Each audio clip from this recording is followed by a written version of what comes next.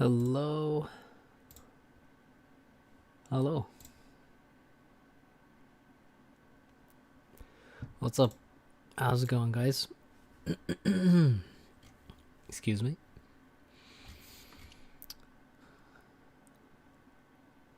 I am deciding which games, which series we'll watch.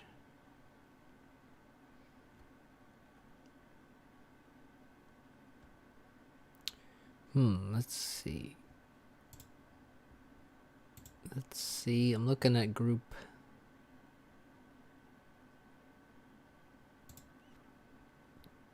C at the moment. What's up, Saf? What's up, Fiegna? Yeah, it's been about a week or so, I guess.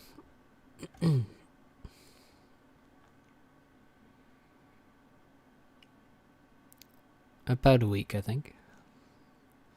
Bit longer than I anticipated, but that's how it goes.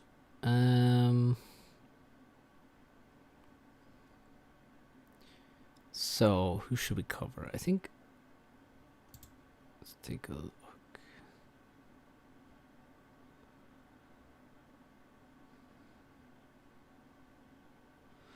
What's up, Jay Steele? What's up, Tom Dulgap?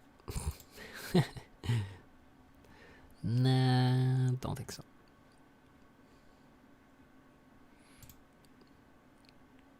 Who to watch?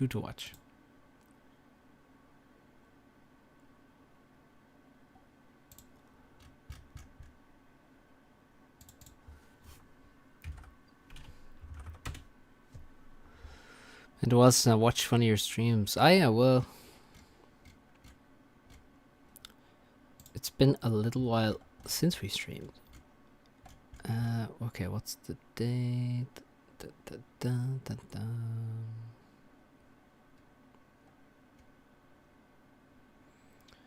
Alright, let's check out this game. So, how's everyone doing?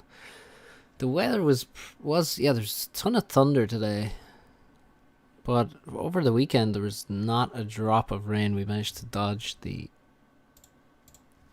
thunderstorms over the weekend, and then we got a fair bit of thunder today. Okay. Whoa. Okay, that's quite a map. Right. Oh wow. Okay. What the hell did you say about this? Right. So we're catching up here, right, guys? So we're still casting the group stage as the title suggests. And we're in Group C now. We watched some Group A and Group B last time. About a week ago. Might have been this day last week. So we're watching Group C, and then we're going to watch a little bit of Group D as well. And then next stream we'll get into the playoffs. So we got Wi-Fi versus 7. Wi-Fi bit higher rated. On global, I believe he's also higher rated in ladder. Although I'm not sure how much both of them play ladder. Certainly Wi-Fi, I would say, has more experience. So he's gone UEF. He's going, let's see, so, yeah, second air on 7P gens. Third land. This map though, whoa. 7 going second air with one more PGen than his opponent. And expanding, sending a Celine into... Whoa, that's a very early tank. Very early tank. And tank is heading to the north. Yeah, so the expansions are wild. So we have this center choke point, which has no resources along it. There's one mass point there, but really very little. We're in the main base here. There's one mass point on the way, and then you've got a choke point towards the center of the other dude's base. On the top and bottom sides, we have a civilian base with 2 PDs. We have 1, 2, 3 bases. We're going to call these all different bases, right? 1, 2, 3, and 3 separate mexes up there. We also have a base here. What's up, Bryce? How's it going? I had quite the weekend. A really long ass weekend. So we got a huge amount of mass, basically very far from the main base, and the main base are connected by a choke point like this. Very strange layout. It's going to be difficult to play. These kind of maps are hard to figure out. Like, you can... Oh, that bomber, will it drop? It gets a drop. And one energy goes down, and stuff is dying in the factory as well. Yeah. Not too bad. Stefan, what's going on? So, pretty good defense there with the inties. Wi-Fi looks to just be expanding really fast, which I like. Like this engineer here, for example, getting mass, and he's going to be taking these 3 mexes. In comparison, 7 not at those yet. He's instead walked with his Asians, building a factory now, which is good. He's going to need, you know, a lot of factories to support, well, both sides. And it looks like they're sort of... They've seemed to have come to some kind of an agreement. I don't know why there's a 0% mex upgrading there. No power for Wi-Fi apparently. And alright, see you, Stefan.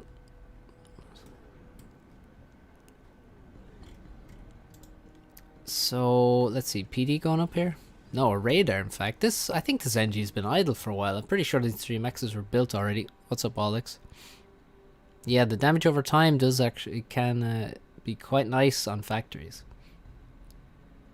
So, if 7 was a bit more adventurous with the units, kept them on the move, he could have probably killed this tank before it got past. And also, this engineer would be very... at serious risk. So he's building a mex now. He's getting some rocks. He's going to build more mexes. I mean, at this point, you could decide to throw down a PD, just for, you know, safety purposes. You probably want a PD here, but maybe you don't really want one right there. You'd rather get one further forward. So he's just going to expand, say that, yeah, we're safe enough. I have tanks. I'll just defend the engineer, and it's kind of working. He's distracting these 2 tanks. He's gonna... Well, no, he doesn't lose a tank there. He may if he runs into the PD, though. Oh. Whoops. That was the high HP tank that just died. So, 7 expanding south with his ACU. They basically are doing pretty similar things. I'd say the main difference at this point is, well, Wi-Fi is ahead on mass because he has a Tech 2 Max. He's expanded a little bit faster, for sure. Especially, like, look at this. He's got 7 mexes here versus none of these 7 mexes taken for 7. So Wi-Fi certainly just fundamentally playing better, and these are the fundamentals of 1 versus 1. Eco management, expansion, and production scaling. Now, the main difference, I'd say, is that 7 is relying on his ACU here. He's sending some tanks in support, which is good. You don't want this ACU can't cover all this area alone. But he's sending most of his tanks sort of to the top. Now, the problem is that the ACU does need some support, but it can cover a lot of ground because this base sort of blocks off a lot of space that you might want to run through to avoid an ACU. And then the top side, you have to go a very long way around, and the ACU can react to your movements and maybe cut you off. So, but there are quite a few units gathering on the top side. And maybe he's just gonna bide his time and run over this position all at once, because I don't think there's a radar for Wi-Fi who is taking unnecessary PD fire. He's just losing 2,000 HP now. More even. Lost 2,300 HP for really no reason. Maybe he believed that the civilian structure would block the shots of the PD, but I think these particular ones are the AN ones. Might be too low to block the shots, and now there's a move. Now I don't think Wi-Fi has. Oh, I believe he just built this radar actually. If I'm not mistaken, that's okay. That's one way to scout. And the transport gets killed. That's a lot of units now, and really, Wi-Fi has made Tech 2 land three Tech 2 mexes. That is so greedy. That is insane greed for 8.5 minutes to have Tech 2 land and 3 Tech 2 mexes. I mean, T2 land on its own, sure. 3 Tech 2 mexes on their own, probably already too much. Maybe 1, maybe 2, but to go 3 Tech 2 mexes and Tech 2 land, you are how far behind in units do you think you can be without just getting run over? 52 tanks to 75, and this whole top side, well, if he just sends a few more tanks back up here, he can finish off this factory.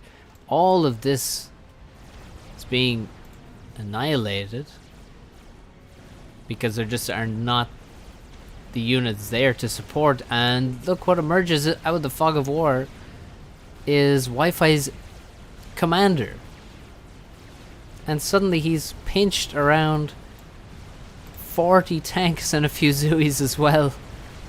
At least the factory next to him will block significant amounts of damage from the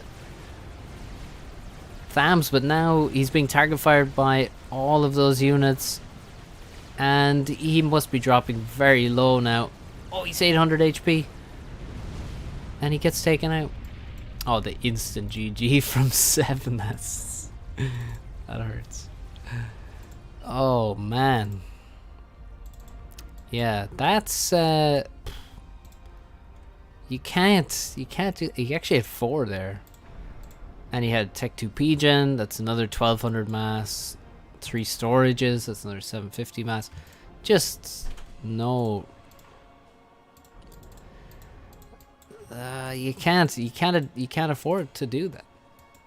It's way over investing in longer term things. You can see 7 has 2 Tech 2 mexes. The others, I mean, well, there's one almost finished. And he made Tech 2 air, but Tech 2 air is a bit cheaper on mass, and it came later than the Tech 2 land. So yeah, that's a classic way to lose. Invest in Tech 2 mexes and Tech 2 land, and then oh, I just got killed by Tech 1 land. You can't just get away with these things all the time. So big errors from Wi-Fi there, and 7 just takes advantage. Sub turbo. So yeah, Wi-Fi not going to be happy about that. That is for sure. And 7 with an upset win goes 1-0 up. Now let's check their next game.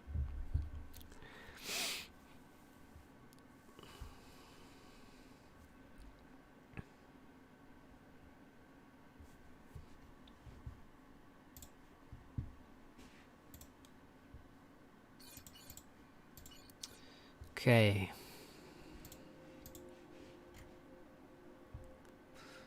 Right, so 7 got a few points there. He's up to 1800 global. Rounded. Adjusted.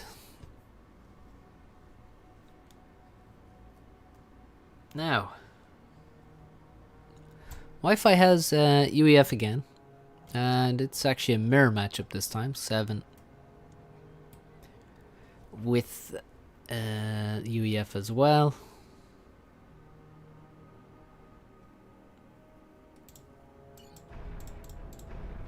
So, not going to build any PGens. before the hydrocarbon, and neither's Wi-Fi. Which is fair enough. You have a couple trees around, so you don't really need a PGen. Making a PGen is also not a mistake, though. There's many ways to skin a cat.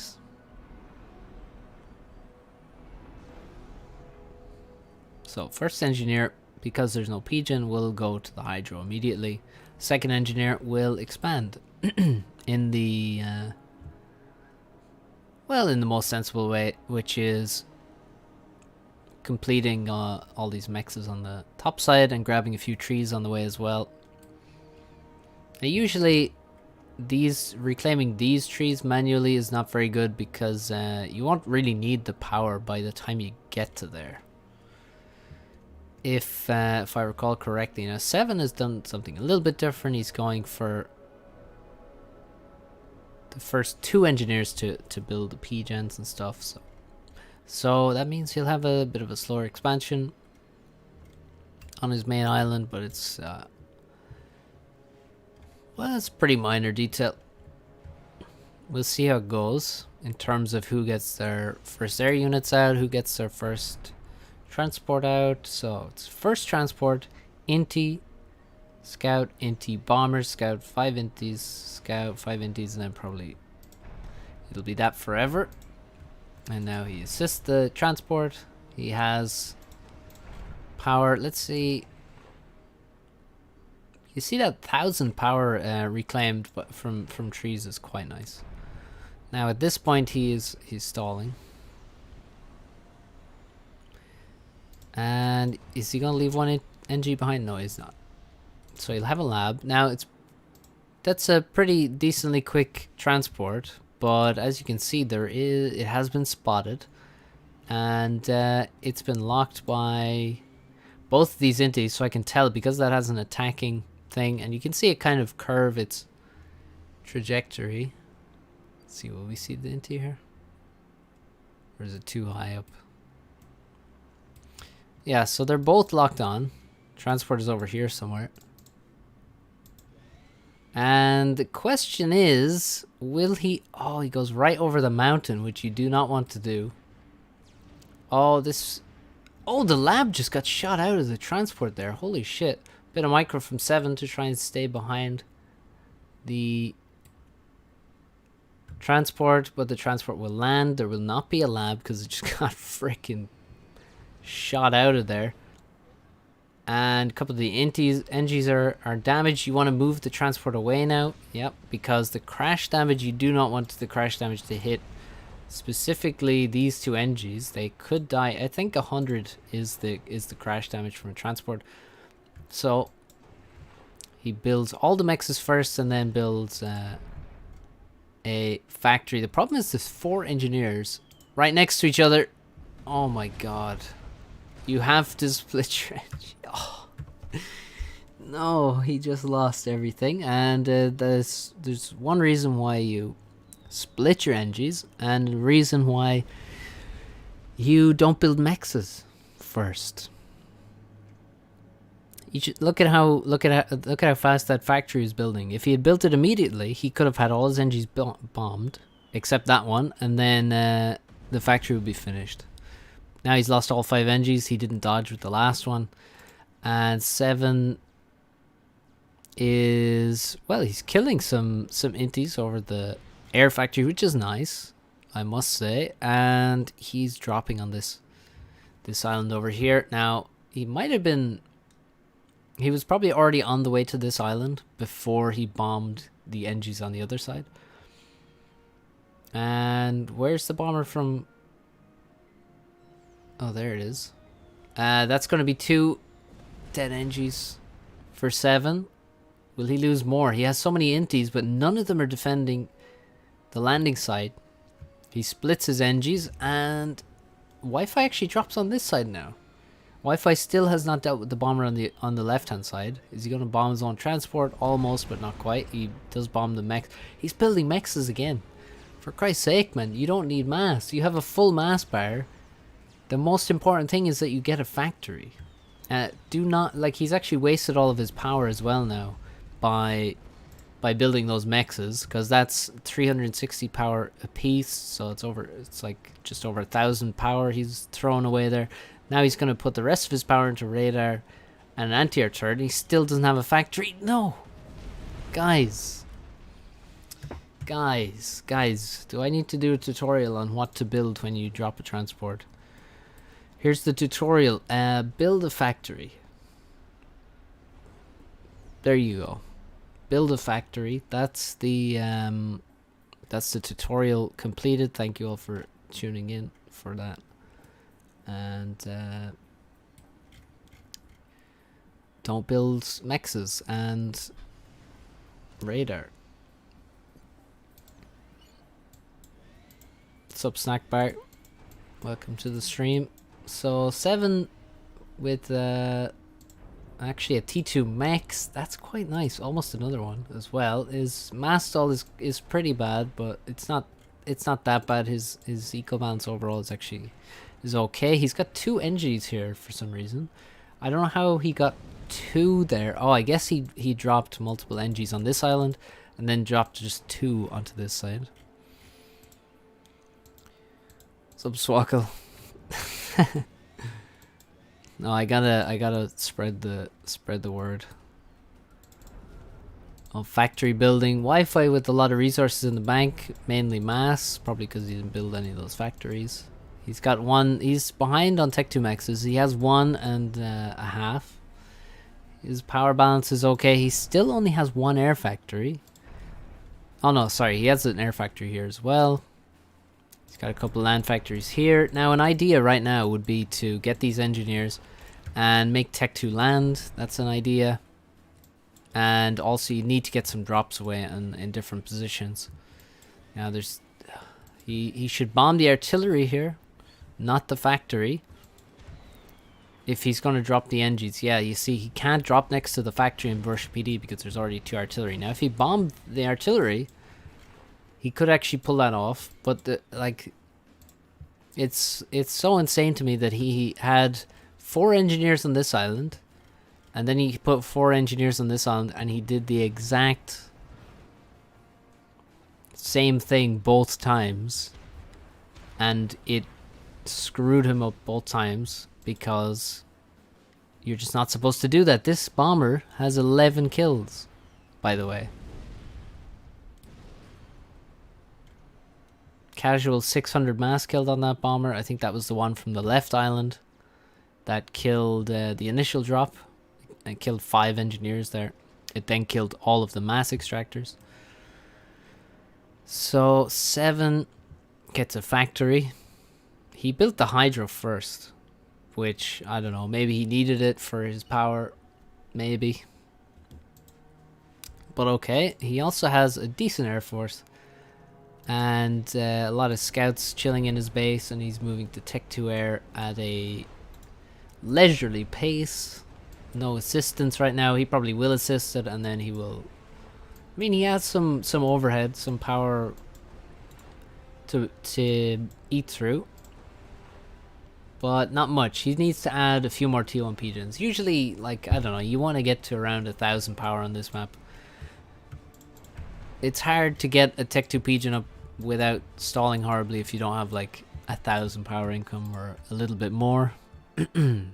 Especially if you're making eco like this. If you have some additional Tech 2 mexes, then you need to up the power requirements. Speaking of eco, Wi-Fi is really not investing much into air. His air force isn't that strong. Let's see. Yeah, he's certainly behind in terms of air. Quite far behind. 7 now, you can see going into that power stall. But he has finished Tech 2 Air, so that's actually going to balance out quite nicely. Although, yeah, that that mass bar is unhealthy. So, yeah, eco. 4 Tech 2 max, no mass. Wonder why he has no mass. It's probably got to do with not having this island and not really having anything on this island. He's got... yeah, actually, he's got 2 mexes on this island. And he's invested quite a bit. 3 factories, PD, radar, anti-air. The Tech 1 transport tutorial. Well, yes, you when you land on an island, build a factory. It's quite a good strategy if you would like to take that island for yourself. PD eventually goes down, and Wi-Fi will take this position. Now is the time to build those mexes. Yeah, this is not a good move here from 7. You can see 7. This is sort of a,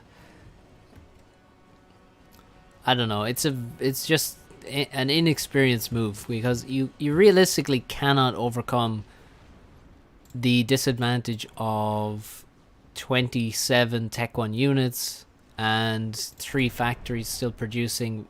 You can't overcome that, especially if you're scouted. And at this point in the game, we're 11.5 minutes. You can't be counter proxying for this island at this point. The exception might be if you were, say, if you had your ACU here to defend the position and allow yourself to build some units, or you had a lot of air support. But as just a land battle, not a chance, especially when Wi-Fi has his ACU on the island. Now, Wi-Fi is making a mistake of not sending his units over there immediately, but even so, he sent a few. The artillery are going to actually take care of it. And this is going to be a mass donation and a bit of wasted APM. Now, the Navy is where the real pain might be felt by Wi-Fi, because look at his Air Force. He's got a few inties, right? Now, he's struggling for power. That's true. Actually, this is why he's struggling for power. Huge investment into torpedo bombers, which are very power hungry units, and he really needs to finish the Pigeon first. So this is quite bad, actually a very bad mistake to have this much assistance on torpedo bombers while the T2 Pigeon is just waiting to be filled or finished. And 7 certainly has a lot more air, like twice as much basically. But in the Navy, 25, 24 frigates now for 7. Only 11. And Wi-Fi's just wasted his air. He's going to try and get away with some, but 7 is chasing. That's a very bad move. And we have 5, well, 4 really, 1 unfinished. Naval factories, and we're going to lose a lot of naval production here because the NGs are providing quite a lot. They're all going to go down immediately. And the factory won't last long either, because that's a lot of frigates that have just shown up on the coast. 7, look at his naval production. 11, and halfway to Tech 2 Navy. So, and also we have Tech 2 Air, and so we have a single Janus at the moment, but nobody ever makes a single Janus. Not a chance. So there will be more. What's up, Paralon? So, nice drop from 7.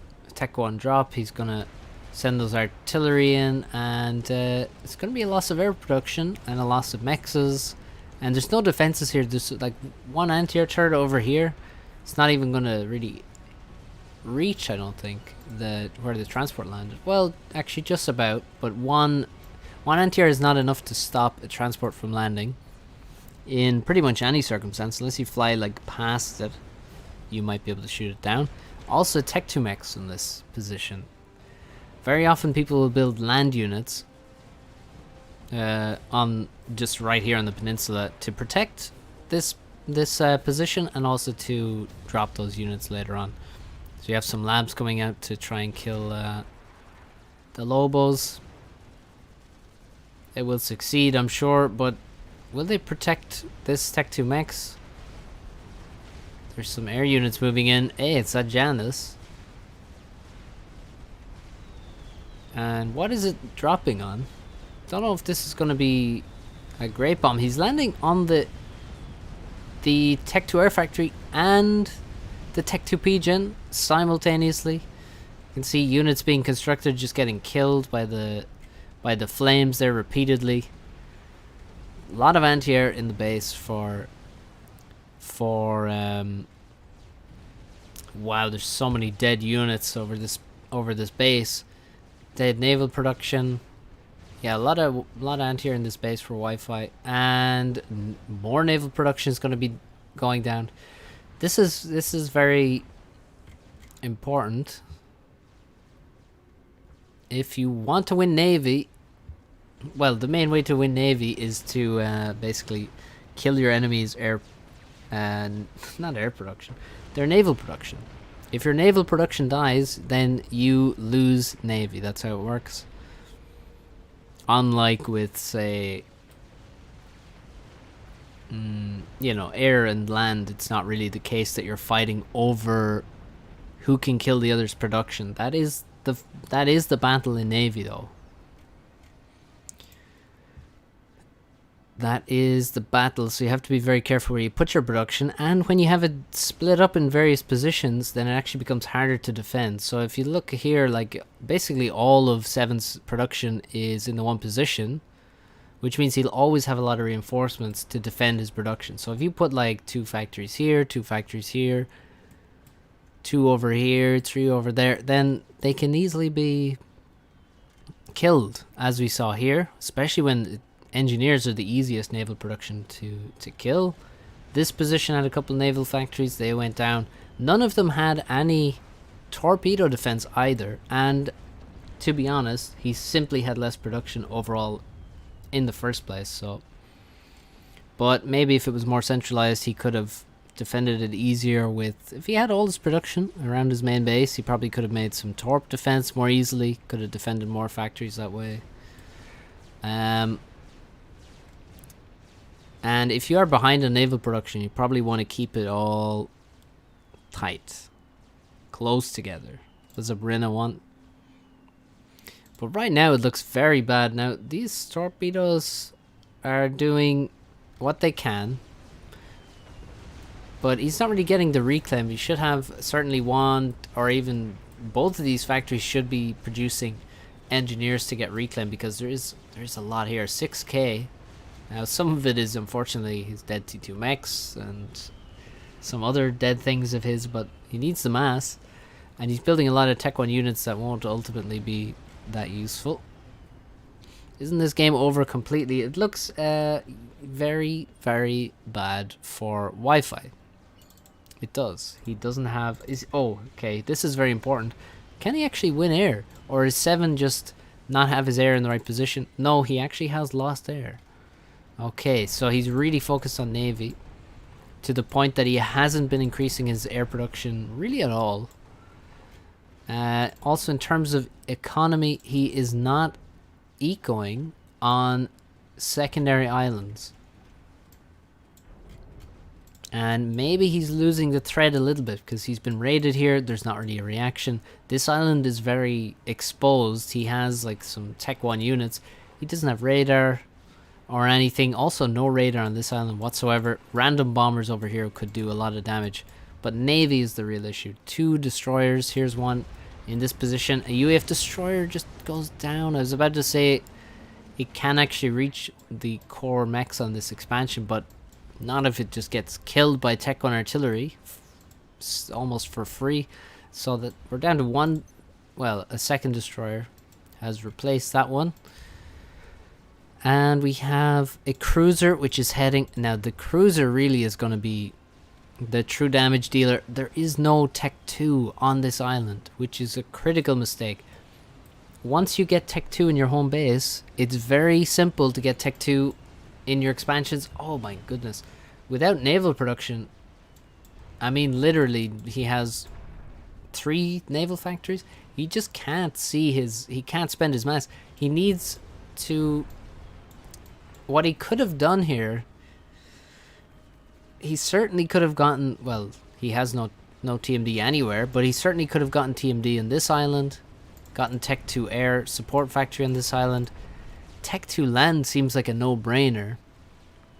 When you're suffering in the Navy, you can make hover units. Now, they're not the greatest units to fight frigates with, but if they can help you secure a position where you can actually get some naval production going, then you really should be aiming for that. The cruiser does go down just to a sheer number of gunships, but it takes a lot of them with it. But that is a very nice kill because, again, the TMD is seriously lacking. He has 1 TMD right now. Now, what Wi-Fi should make, in my humble opinion, is more of this. You see this Tech 3 mechs? Get some engineers on it. Stop making artillery and make more Tech 3 mechs. Make Tech 2 land over here. Get more TMD. Get a shield. Make more eco. Scale up to just spam a lot of Riptides. Imagine you had 7,000 mass in Riptides. You could do a lot of damage. Imagine you could, you know, invest some, maybe get these factories to spam some bombers in this direction. Like, 7 is an inexperienced player, and like, he looks a bit vulnerable, even though he has such a good position with the Navy. He, you know, it feels like he was vulnerable there for a bit, but now he has a ton of air. And he's managing his eco quite well. He's not really increasing his eco very much, but I think if he can only just get, you know, a few more cruisers out rather than the destroyers, he just needs to, you know, up the naval production in terms of Tech 2. The Tech 1 is fine. The frigates are not going to be so useful anymore. He needs to just increase the Tech 2 naval production, get the cruisers going, and just cruiser everything. That's it. And the frigates can be used to continually deny naval production, which is exactly what he's doing here. Once again, no defenses. You must make torpedo defense if your production is under threat. Some people think, oh, it's so expensive or irrelevant. What's more expensive is not being able to produce naval units on a map that's 80% water. Tech 3 air for, oh my god, look at the Tech dead P-gens for Wi-Fi. He's just gone to Tech 3 air, and now he's lost 3 Tech 2 P-gens. There is a destroyer at his main base that it's very unlikely he's going to be able to kill it before it kills even more of his important structures. That may be his final Tech 2 Pigeon that's just exploded in his base. And he calls GG right there and then. There was a factory going to Tech 2. But far too late. And Wi-Fi ends the game, let's just take a look here, with 17k more mass generated.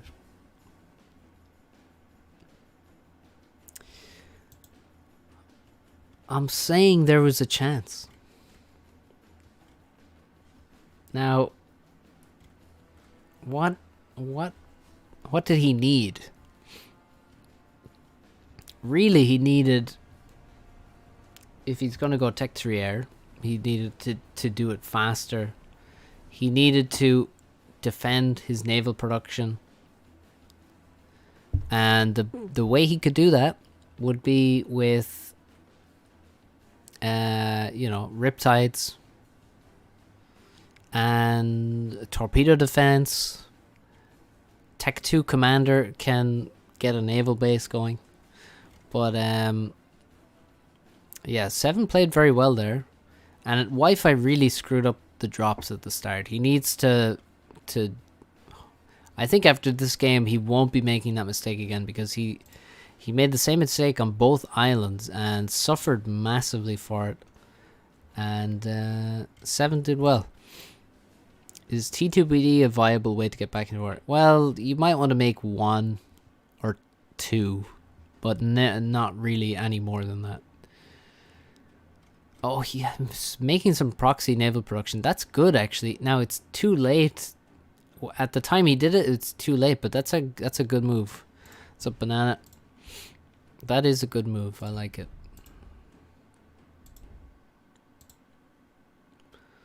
That was another option. He found it just a bit too late, though.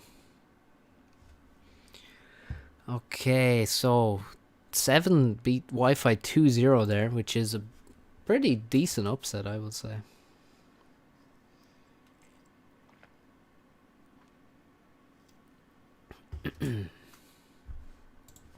Okay. What else should we watch? From Group C.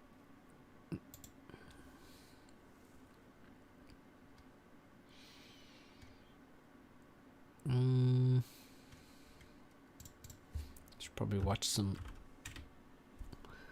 Zlo.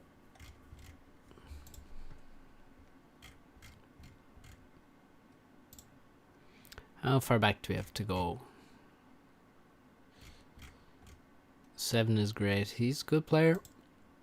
Definitely is.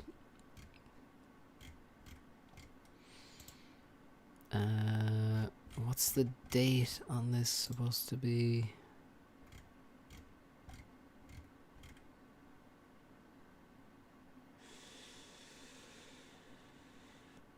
No, I didn't watch. I watched your series versus Wi-Fi.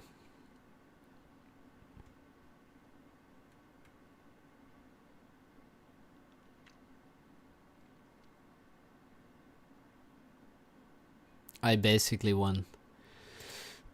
Famous words. Famous words. I basically won. No one who actually won says I basically won.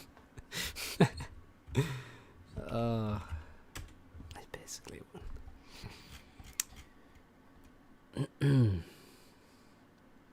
Let's see.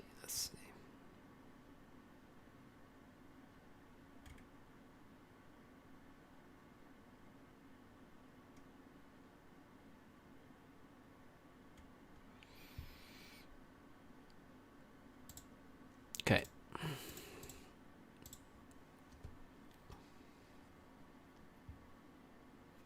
I basically got first place. 7 basically won the whole turn. Exactly. That's what I'm saying.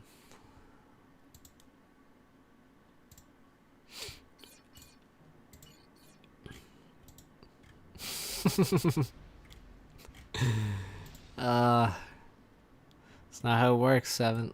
It's not how it works. Alright guys, don't forget to like the stream if you're enjoying. So we're watching 7 again. So this group, by the way, was Paralon, 7. Wait, let's do an order of seed. Wait, actually I don't know the order of seed. But it was Paralon, Zlo, 7, Wi-Fi. So, yeah. Pretty solid. Pretty solid group. So, let's see.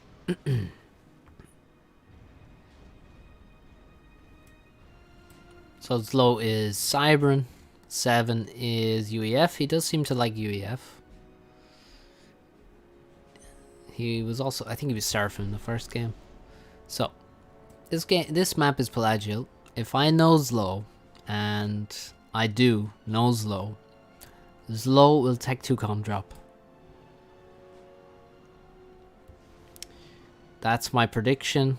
So we can see here something that you can do in these kind of island maps is actually assist the land factory to get engineers out faster. So the first Engie built the hydro, and they sued together with that first Engie builds all the power, and it's going to build the air factory. Next Engie is just going to make sure that there's more Engies produced more quickly by assisting that land factory, and this guy is just grabbing trees right here with a factory attack move for its additional range. And with this, he's going to have a lot of build power, and he's going to have an air factory pretty quick. Wow, he's making a lot of build power. So he's actually running out of mass because he hasn't reclaimed the civilians. Also, he really could have assisted the air factory more so because he has a lot of power in the bank. So what, that 230, you can see 7 is actually faster with its transport. Although he has left it idle in the base. That's critical seconds. It's like you try to make your build as good as possible and then you just let your transport go idle. Not the best. And slow, although it was interesting, didn't really, in my opinion, do a great job there. Could have got the transport faster. Could have, you know, got the mass a bit faster as well. There's some standing around from the extra build power he got. But if we look at his main island, he has 5 NGs and he has 5 on board his transport. That's quite a lot. There's only 4 on the transport for 7, and now 7 has 6. So let's say he had 5 before that. So maybe as low as only like 1 NG ahead. Maybe 2 NGs. 1 to 2 NGs ahead. Assuming he didn't let his factory go idle. He didn't stall anyway. Except if he stalled mass. Oh my god. He did. He stalled mass. The man stalled mass. And his transport is in grave danger. 3 more shots from a UEF Inti will send it into the water. Crashing and burning. As low, yeah, his opening is really not that impressive. I gotta say, like, he's stalling mass, he's overflowing power, he's losing air, he's losing his transport, and it's pretty. Well, it could be better, could be worse as well, but overall, Slow no factory first. Yeah, well on this map it's not as important because you basically have this island way closer and your opponent also has a close island. On point of reach, you're way further away from the island you're dropping to, and also Zlo was stalling mass at the time, so he built some mexes and he built the hydro, and Zlo loves to drop and build hydros, so it's not a surprise either. You can kind of delay the factory a bit more so than you can on point of reach, and also their NGs were split, which is the other crucial factor. If you don't build a factory and you keep all your NGs in one position, then you are truly asking for it. So, pretty uneventful opening. Zlo lost his transport, but now he looks to have air control because he basically invested way sooner into the second air factory. I think he also has perhaps greater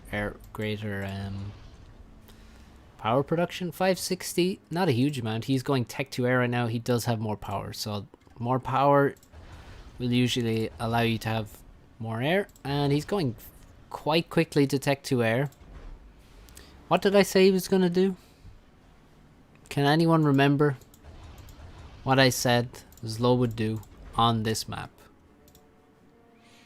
So we got 7 adding a second air factory now, and he's only adding it for Inti production, and he's going to add a third one. This one, I don't think this will go tech 2. It's just a weird position to make a tech 2 air factory, so I don't expect that to go tech 2 either, so it's just going to be air production. And there you go, Desperagus. Nice name. Oh, drop there is cut out. That's 3 dead NGs and a transport. Missing a mech up here, which is a bit of an oversight, and still only 500 power income. So yeah, a lot of air factories, well, multiple air factories added at the same time, and no power production simultaneously. Zlo, I did say that he would go tech 2 air. He does not, or sorry, tech 2 com drop. He doesn't have tech 2 yet, but he's going to make it quickly. He waits on, he makes the air factory, Then he makes the P-Gen. Then he assists the ACU to Tech 2 quickly while he builds the Tech 2 transport. And with the P-Gen, he can afford all of this. What's up? Will I participate in the Crazy Rush tournament this Saturday?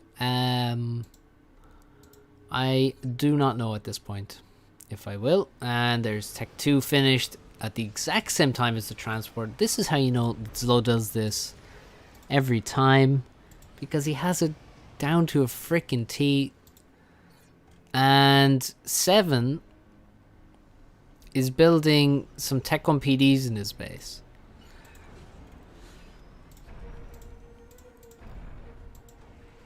Is beef among any of the leading players? Not really. Not really.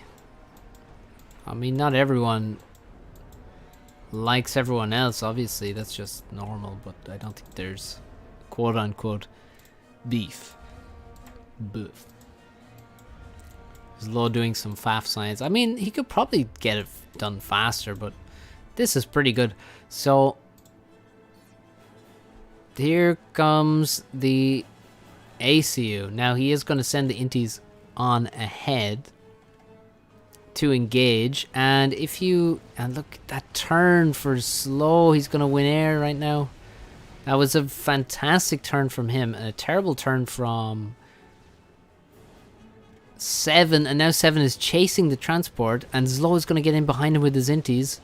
Oh, Zlo messed up the turn. He could have got in behind all of them, but allows some past, and Zlo is going to land in the expansion. He's not going to land in the main base. The transport survives on half HP, drops off its cargo, its most valuable of cargoes, and Zlo will build. Wow, 7 hasn't taken the civilian mass, which is very surprising, showing just a real lack of experience on this map for sure. And look at all these artillery. Okay, well Zlo, there's no real way that Zlo can... Oh my god, how much damage is he going to take? He starts moving, but dodges a lot of the shells, but still loses almost 1500 HP there. And he has managed to get a PD up in range of 2 Tech 1 factories. So that's a lot of artillery though. And artillery is the best way to counter a comm drop. Well, best way. It's certainly one of the best ways. And 7 is actually making artillery, which is good. So the problem is though, Zlo has still managed to kill this whole expansion. And also Zlo has managed to kill all of 7's air. And at the same time, Zlo spamming submarines to go and kill all of those frigates. And again, he could even come in and start killing naval production, but he's going to find every single frigate and click on it with at least one submarine. Also, he's got gunships in to support his air, and at this point 7 is down almost, you know, let's see, 4 mexes right now. And he's invested in defending these mexes and has ultimately failed, and now the artillery are going to all die to overcharges, shots from the ACU and renegades, and a Tech 2 PD. Cybern Tech 2 PD is quite nice versus Tech 1 units, quite good against Tech 1 artillery. And he's going to lose the Hydro now, and 7's power production is quite weak, so his eco overall might look okay. It's like, oh yeah, he has mass, he has some mexes upgraded, he has no Tech 2, and his power production is very, very low. It's less than half of Zlo's. So whoa, actually it's way less. It's like a third of Zlo's, because Zlo now has 2 Tech 2 P-Gens. That's probably too much, to be honest. He's really overflowing more than all of the second P-Gen. So yeah, that's definitely too much, but it's, you know,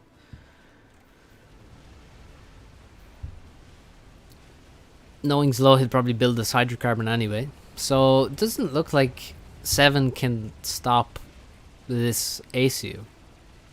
I mean, if you don't have air and you don't have, like, how are you gonna stop this ACU? You're not going to kill him, and he's going to colonize this whole base. He's taking the civilians now. So Johannes, did I already say hello, Johannes? Well, either way, now I definitely know I said it. So here comes some frigates from Zlo as well. Now that I mean, if we look, like, there's not many frigates for 7 anymore. And so there was some kind of drop over here, but it has been killed by the looks of it, or the units that were dropped have been killed. And that's an interesting place for some naval production in all of these engineers. And 7 says, I thought you'd go to my island like against Wi-Fi. Lol. Yeah, he thought he was going to go to the main, but this is the thing with a comm drop. You don't have to go to the main, but if you do, and it works, you basically win the game, but you don't even have to. You can just drop the expansion. And this is the case on pretty much any 20 by 20 map with islands like this, even without islands. Like you know, Bermuda, or not Bermuda. Well, Bermuda, no, not really, but say Pizza. You know, Crossfire Canal. Is Patrick still playing? Haven't seen him for a while. He did play in this tournament, but he got banged out. And he really only plays tournaments, and the last few tournaments he has not done well at all. So, playing only tournaments is not working out for him. Doesn't seem like he has... Doesn't seem like he can maintain his level. Or even really close to his level, to be honest. So, Zlo even gets a TML now. Wow, that can hit freaking everything. My control K doesn't work. Alright. Open Hydra's free real estate. He does have it now, even though he's still overflowing 8 to 900 power. What's up, Matthew? What's up, Andrew? TMLs are flying. That's a lot of gunships. Suddenly 12 gunships just attacking the ACU. High risk, high reward play. The thing is, though... Wait, he did actually TML the ACU. Nice. He says high risk, high reward, but it's not actually that high risk. That's the thing. This is the misconception. It is not necessarily high risk to drop your commander in comparison to the reward. Like, really, what were the risks there for Zlo? He actually was able to use his drop. Now, 7 got a very bad turn initially with the Air Force. But, like, you know, Zlo actually used his comm drop to enable him to win air. He's ahead in terms of Tech 2 area as a PGen, so he can actually start pumping out some units. His ACU is very hard to kill. And you don't know where he's going to land. So you can't invest in defenses in all the positions and then stop him landing anywhere. Just look at the size of the island. He could drop in so many places. Patrick only actually played and lost 1 game, then did not play further. Alright. Alright, see you, Fortet. Thanks, Bryce. I guess people consider high risk because transport getting shot down is instant win loss. Yeah, it is. But you see, at this level, you're not going to just allow your transport to get shot down. It's not happening. You're not going to be like because it's so high risky. You're going to be so paranoid. You're not going to just fly into inties and get shot down. I mean, at a lower level, certainly. But at this level, nah. You're gonna be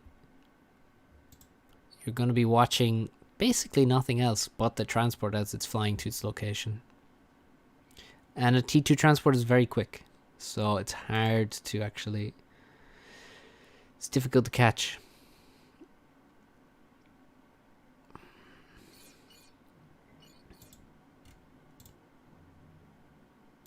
Your risk of preparing him to drop my main island. Well, it's weird because you had loads of artillery on the other island, but they were not around when he landed. So I don't know where those artillery were, like, or if they were even for the comm drop. If you expected him to drop in the main. Also, building random T1 PDs, I don't really think that's the best way to stop a comm drop. Ideally, you want like Tech 2 PDs. Or, I mean, Tech 1 PDs spread quite far from each other is good. Like, say you had a PD here, and then you had a PD here, and here, and here. Then it's like they all kind of protect each other, and it takes a very long time to walk to one to capture it. If you build them in a line, then that's terrible, and also very expensive. But really what you want is like a factory here, a couple of factories here, a couple of factories here, over here, a couple of factories over here. And factories then will just build artillery if necessary. And if you have a few artillery already on the island as he lands, then it's going to be super difficult for him to get any PDs up. And it's very likely he'll die. And then once he lands, you can actually build the PDs in a good position where he can't easily just walk up to them and capture them. No, sorry, we're completionists. We don't skip maps out of series. So Bollocks, welcome back.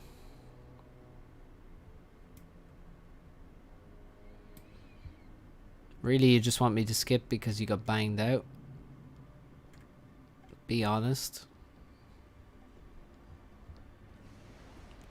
So, what's Lone doing? He's got 6 NGs and he's made a scout.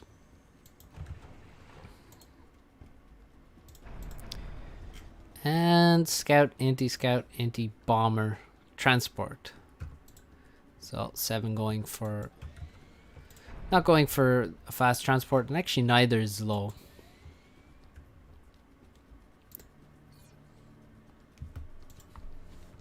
Fair enough.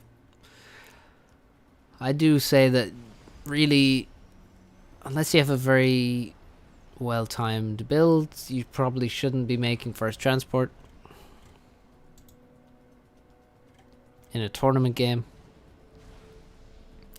Unless you, as I say, you have it well timed or you know exactly what the opponent is likely to do. Now this bomber is quite quick, and because there's no transport out, it's not actually going to have any targets. It's more going to be a liability in terms of air control. Will it be spotted? I don't think so. I think this scout is going to miss and actually gets shot down as well. It's always nice if you can kill those scouts early on, and actually if you can kill those scouts early on, it becomes very difficult for Slow to catch transports. You know, will he get lucky here? No. 7 will get lucky and avoid. And Inti, you can see just with the size of the map, having only Intis with a bit of vision range, it's very unlikely you're going to come across something by accident. The scouts are absolutely necessary. 7 getting some 2 versus 1s over Zlow's base. And Zlow, in response, is going to circle over 7's base right now. So what you need to do at this point is pause the air factory and pause the engineers that are assisting the air factory, because they will finish the transport if you let them. And that's exactly what happened. Oh, that's sad. That's just a small error that's actually pretty painful. That transport wasn't supposed to be finished, but these 2 inties did exactly that. You can see the intention there, but it did fail, and the bomber goes the whole way to the main base and starts bombing. I'm actually not sure that that's a good idea to bomb the main base here. This engineer would be a great target.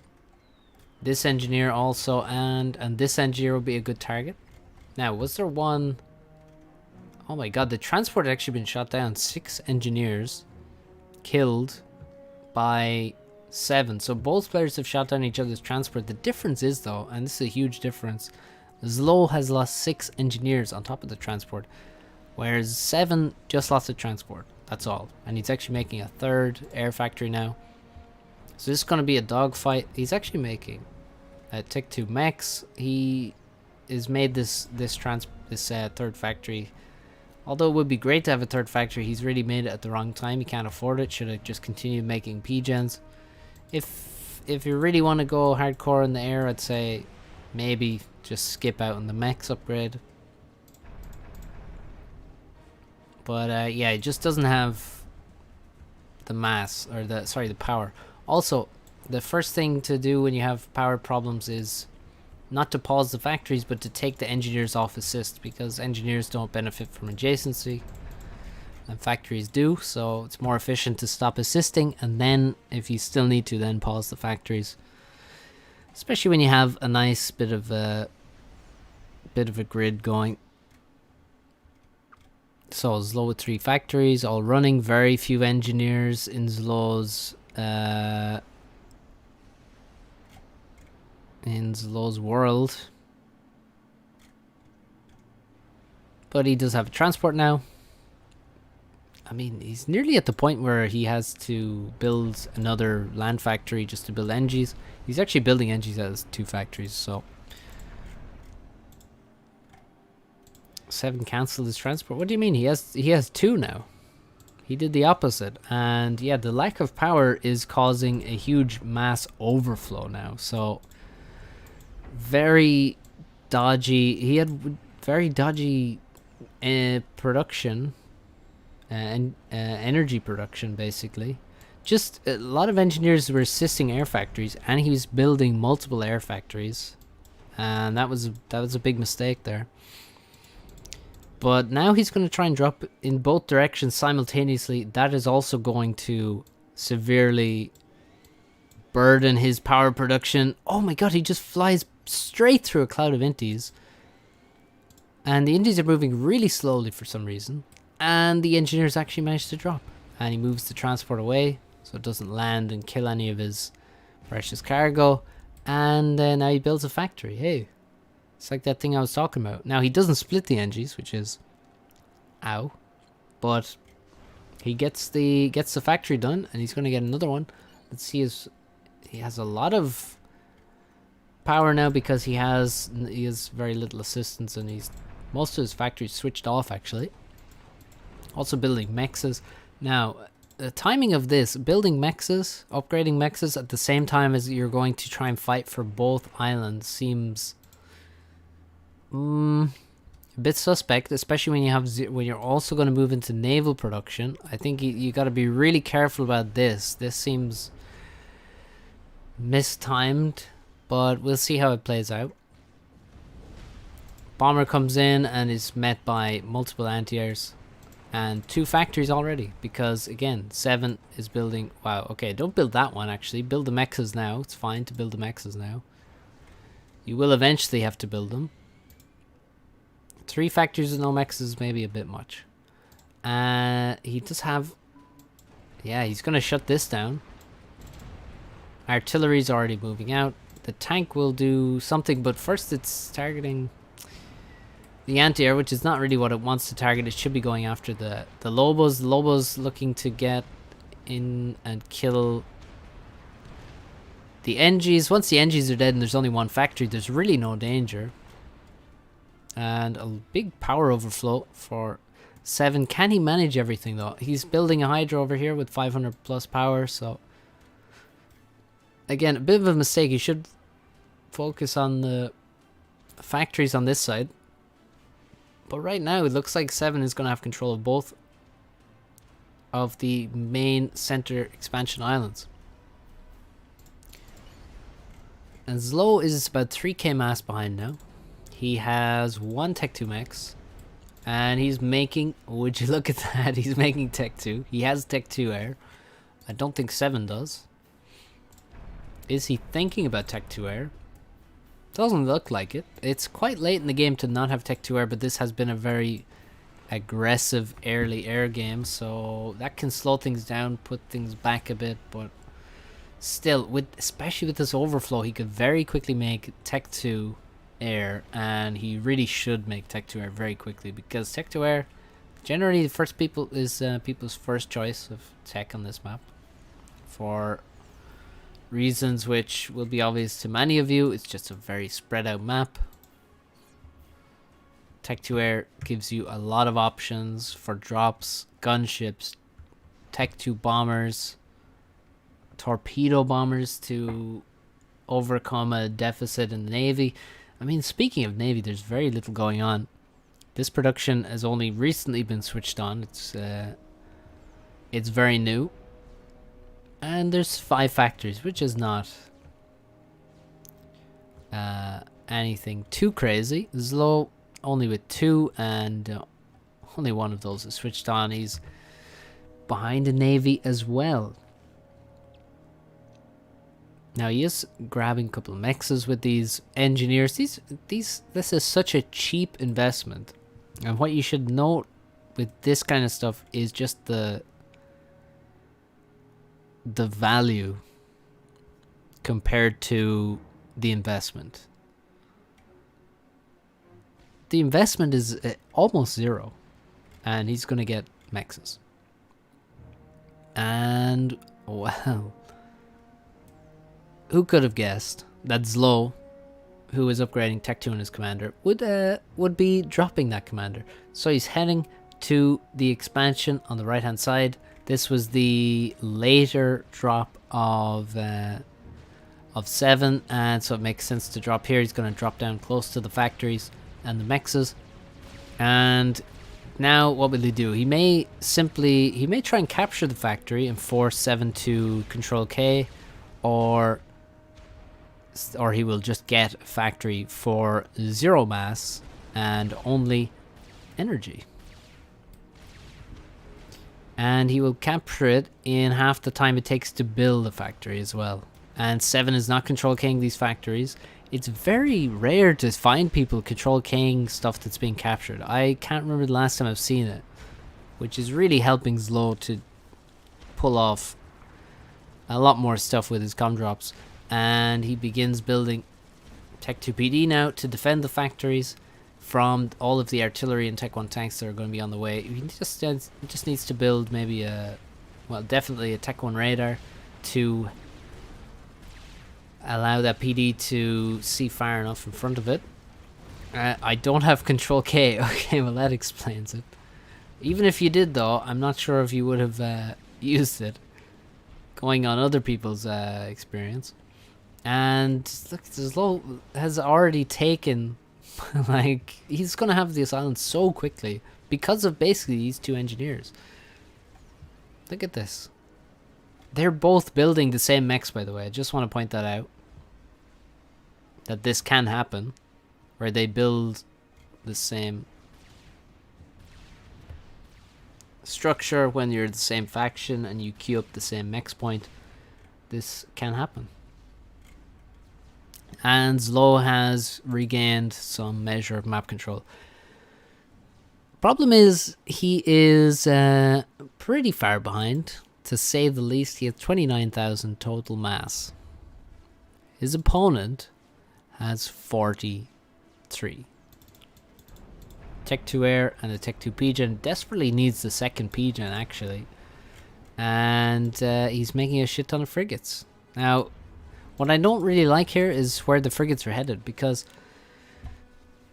I would definitely like to see some frigates here.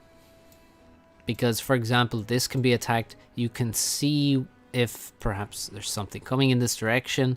And definitely this is the main position where you can do damage with frigates. You have like this, you can, pretty sure you can kill this. Perhaps this, definitely all of these 3, and this, and this. This is the position where you can put a lot of pressure and then allow you to even get some drops away in that direction, or have some T2 land here and send some Riptides this way. You know that the ACU is not here because he's dropped on the other side, so the frigates maybe not finding the right positions. This again can be killed by frigates, and this island very, very vulnerable to frigates as well. And this is also where the production is.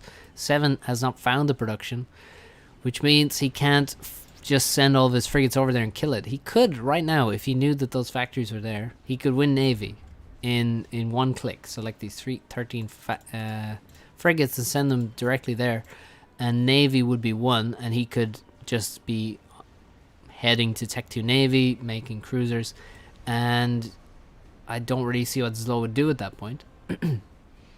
But he hasn't found the naval production, so hard to make that move. He is 16,000 mass ahead.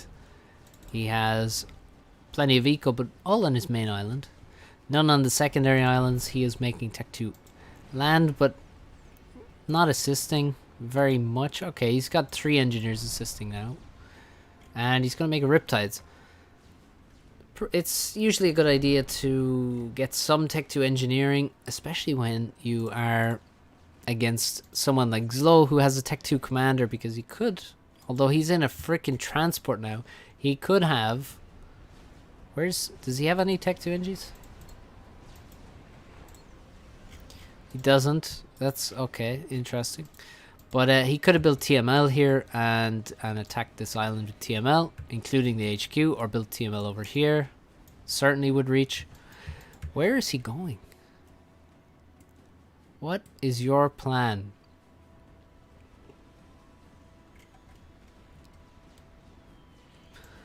Let's see. A nice, once again, small, very tiny investment, but huge value in comparison to that.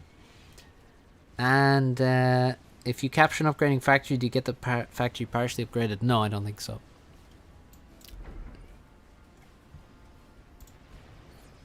I scout before going in. Yeah, that's what I was thinking. You were waiting for just the intel ahead of you. And, oh, there you are. I was looking for you for a second, but you were just under the water. That's a lot of PDs you queued up there. Probably not going to build all of those. But it's a start. Okay, already have... There's a Riptide. And a Lobo. Just head straight over there. There is... This radar is actually just in range of you. T2PD goes up. Did he use the other transport to bait the inties? Well, I don't know. He'll have to answer that. Here's a Tech 2 ghetto gunship as well for Zlo. Those things have mad DPS. IQ line to make sure the first PD is as close to shore as possible. Ah, nice. I see. Yeah, so you just went like this, basically. From the water, and then you... That's nice.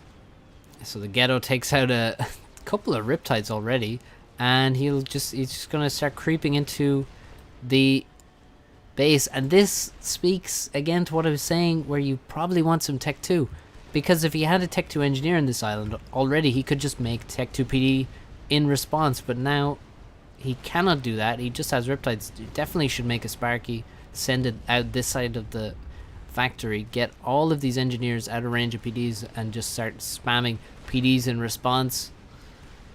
The Janus were sent in to attack, and then at the last moment he mismicroed and actually failed to drop. He turned too early, but now takes a turnaround and drops very nicely. Unfortunately, Janus are just not that good at sniping commanders, but they did quite a bit of damage there. I think they should be killing the PDs actually, but who knows, if he actually wins air, it might be plausible that he could kill Zlo, but it doesn't look like he's winning air here. Somehow Zlo is going to win air with 20k less mass. Oh, 7. Your Inti Micro certainly is an area where you could improve. Zlo with a huge air force left over after killing all of your air force. 56 Intis over his head. And you are at 5. That's right. 5. 10 times as many for Zlo, but look at that, there's already a destroyer. Now the frigates are going to be wasted into Tech 2 PD. Snackbar was asking earlier about, can you make some Tech 2 PD to protect yourself, protect your naval production? Well, this is a bit too far away to protect naval production, but it will keep the fucking frigates away from the shore, but there is a destroyer, and the destroyer outranges the Tech 2 BD. This HQ will be going down very shortly. That Riptide will never be completed. And Zlo can simply walk further inland and get away from the destroyer that way. There's another destroyer coming, and there's a cruiser. I don't think, well, should the cruiser come all the way around here? I'm not sure. Should all the frigates come to this island? I don't see what the frigates can do here, exactly. Zlo can leave with the transport. Well, he can. That's a lot of frigates up here. Why are there so many frigates for Zlo in that position? Looks like there's some dead frigates around the place. And 7 is... I think this has to qualify as an overreaction. All of his navy is just gathered around the ACU and none of it can hit him. Not a single unit. The 2 cruisers now get into range and they can actually hit something. But the frigates are useless here. The destroyers even are, I mean, not completely useless, but they certainly can't kill the ACU, that's for sure. He is out beyond the range. And, you know, Zlo does have a lot of other stuff to attack. There goes a Tech 2 radar. Nice raiding Riptides on the left island.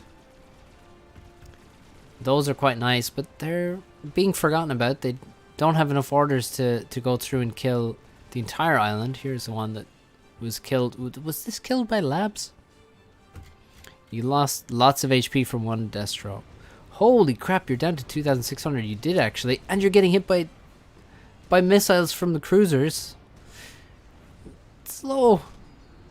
Down to 1,600. And now he starts moving 1,300 HP.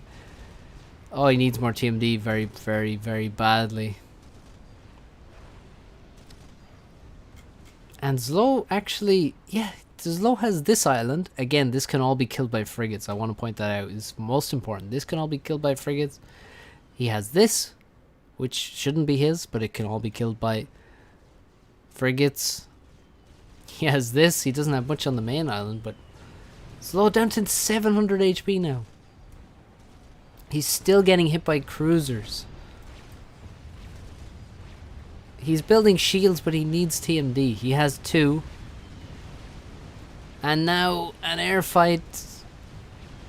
7. I don't know what either of them are doing with their air, but Zlo is definitely going to lose because there's a frickin' cruiser nearby. 7's air micro is suspicious. And here comes a lot of torpedo bombers. Right after Zlo loses air, he's just like, okay, I need to get rid of some of this navy. And look at the flank. He's going to send in the torpedo bombers. That destroyer will be no more. And Zlo actually died to the cruisers. He just didn't dodge in the end. Zlo just didn't dodge the cruisers in the end. And all of the shields went down because of just the AoE. I don't think he stalled. He has a lot of power income. Like 4 Tech 2 B gens. He just got killed by cruisers.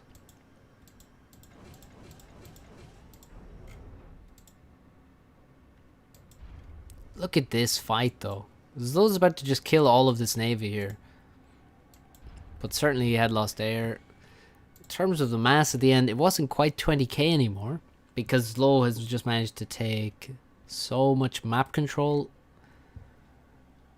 randomly across the map. And but But yeah, no answer to Tech 2 Navy though. That's for sure. Tech 2 Navy is a good way to stop. Oh,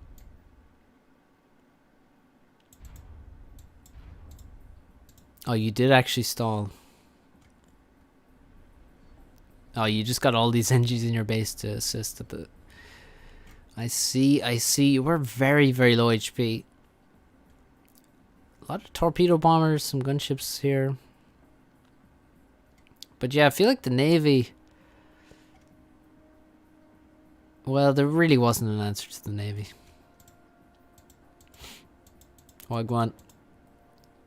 Okay. So...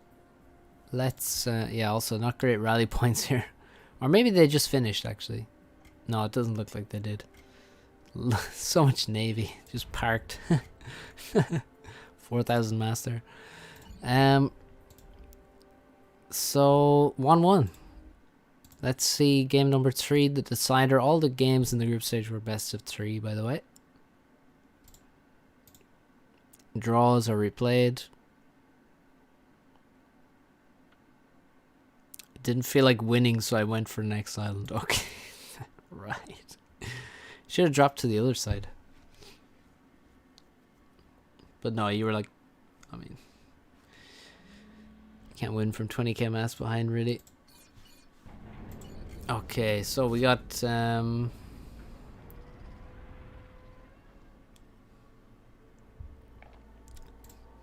Map Gen. 10x. Substorm. I haven't casted in the last week. I think the last stream I did was last Wednesday. Or last Tuesday at the latest.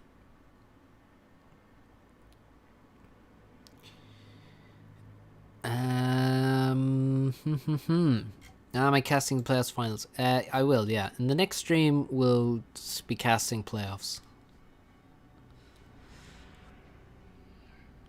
Don't forget to like the stream, guys, if you're enjoying.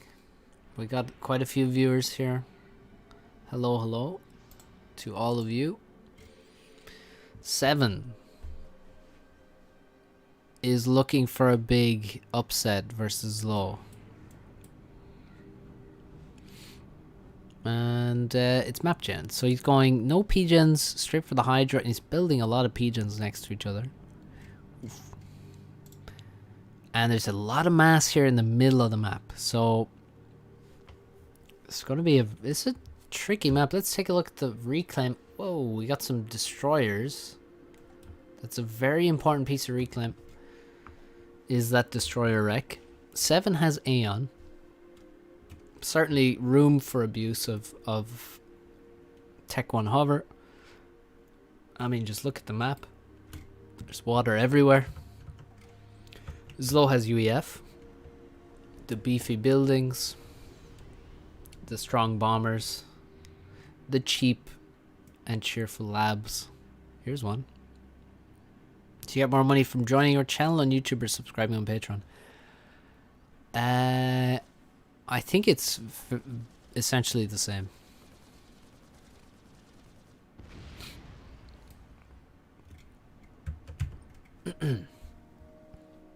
So there goes a very important NG. That's the first NG that goes to the expansion. It's just been taken out, so that's a valuable kill from that lab. And now the lab is going to be chased by a flare, which is more expensive, and he would much rather be sending the flare across the map. Is Low making more labs now? Okay. A lot of labs. He's got a transport queued up. Well, I see.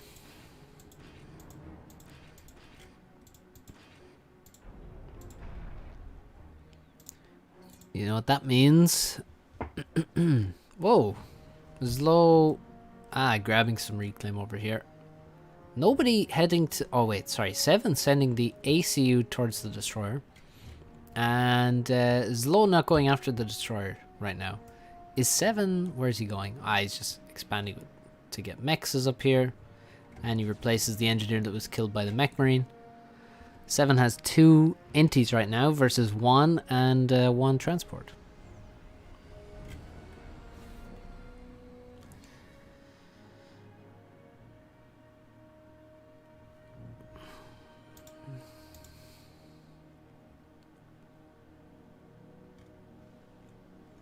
Does that count all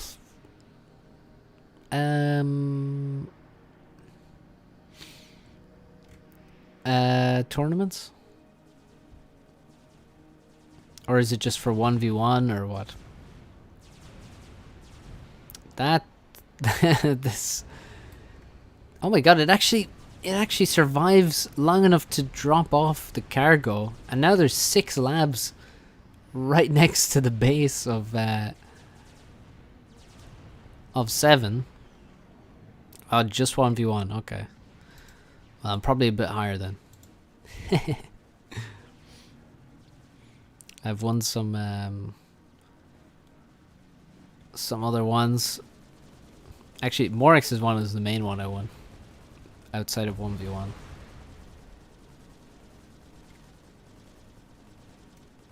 Nice kill. The entire expansion goes down. And the NG that built the expansion goes down. Look at the labs, man. Look at the labs. And he's actually going to win air. Look at this. He has 4 inties. Versus 1. 7 with way more mass. But most of that advantage is in his bank. Although, wait, I take it back. Zlo with no expansion whatsoever. I mean, literally no expansion. He just has his core base right now. And he's still managing to overflow mass. This is quite insane. And 7 just, has a lot more of the map. Zlo finally adding some more production. His mass being depleted rapidly because he has 4 mexes, 5. Well, now he has 6, and he will finish the 7th. He's going to build P-gens up here, in fact. He's getting some of the juicy reclaim. And oh, there's another destroyer wreck actually over there. And Zlo has actually taken this one, and he will take the next one. He has 2,200 in reclaim. 7, not very far behind though. 1,900 and rising pretty rapidly there for a moment. And he's actually going to walk over and grab the Salem, which is quite nice.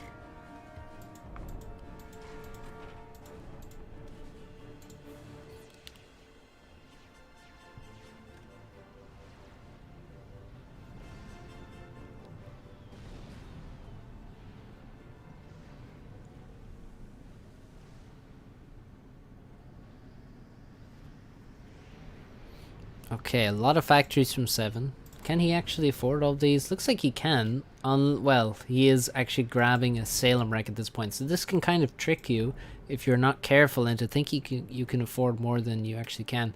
He's getting 50 mass per tick from that wreck. So if he keeps adding factories, he may end up struggling. But as it is, it looks quite good. Now he's sort of walked past a lot of mass extractors that he could have built, so he's going to go back and grab those. Alternatively, he could just head straight into this base here, just walk through the water perhaps, bring the Aurora with him. He is going to do a bit of raiding. Should move in, kill the engineer, and then follow up with the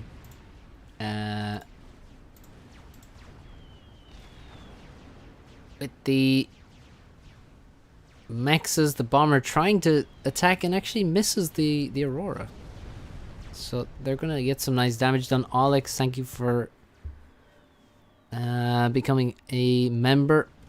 Zlo, as is his way, is stealing the outskirts of the map.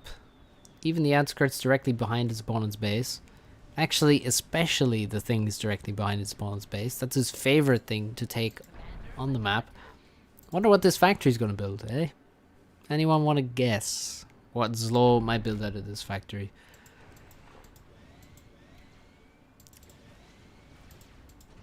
He has 5 bombers, And that number is not going to go down. It will only go up from here. Slow with a nice overcharge there for like 4 or 5 Aurora at once. And just walks into the middle of this group and is going to try and get as many kills on them as he can. While he increases his Tech 2 land production. He has Tech 2 land already. And he has air control. And he's against Aurora. Now he's taking significant amounts of damage. But he's not in serious danger. Because actually a lot of this army is anti-air. Like way too much of this army is anti-air. Not enough Aurora in here. He's actually there's nearly more anti-air than Aurora here. 10 anti-airs. That's very expensive. But the Auroras are getting into the base. Taking out some P-gens. Taking out some NGs. And unfortunately wasting a lot of shots into Tech 1 land factories. Those are basically the best HP per mass that you can get. So do not attack those. Go in, kill the engineers in the base, kill the radar, and especially kill the P-gens. All of this build power here. Look at all these NGs. Without these NGs assisting the Tech 2 land production, Zlo is going to find it very difficult to actually deal with the amount of Aurora. So that would have been a great target if he could have killed a lot of these NGs around here. And he will potentially get some of them now, but there's a lot of damage to be done. Instead of he's attacking outside the map, going for mexes on the outskirts, but bombers will eventually deal with these. You can't continually dodge all of these bombers. And Slow's defending valiantly with his AC. You can see just gives a bit of a Z order there, a Z move order, just to, you know, dodge some shots. You see there where he stops? A lot of missed Aurora shots there. So every time you turn, you're gonna dodge some shots. He's gotten as far as vet now. He has 31 kills already. That's mostly Aurora. And killing 31 Aurora is very, very nice. The Mongoose now switch from Zlo as he decides that the pillars are not doing well enough for him.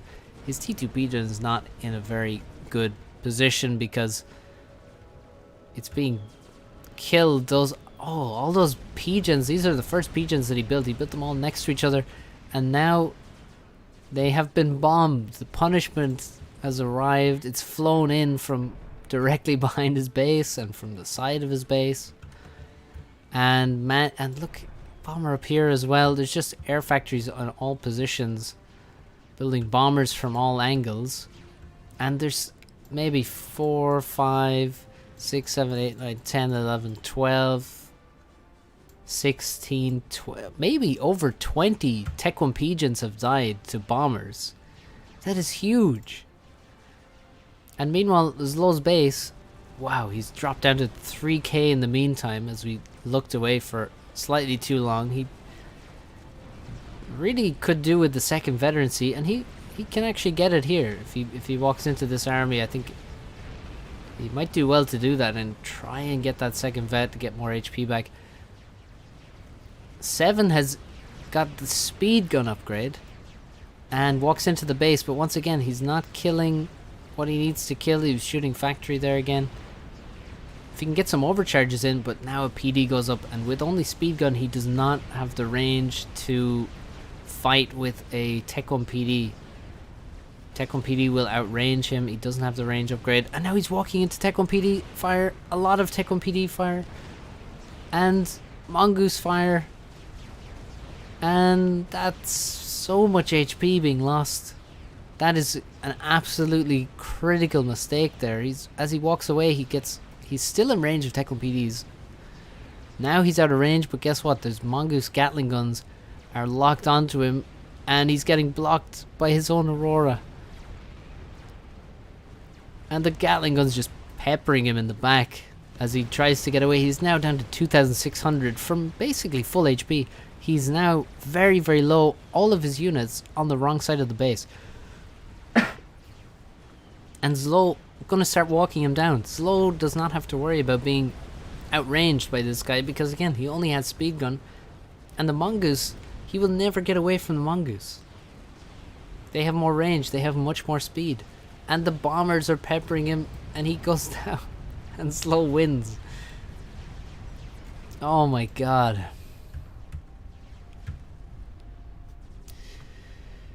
Oh, he just walked into multiple Tech 1 PDs in the base of Zlo and lost, I don't know how many thousand HP to them.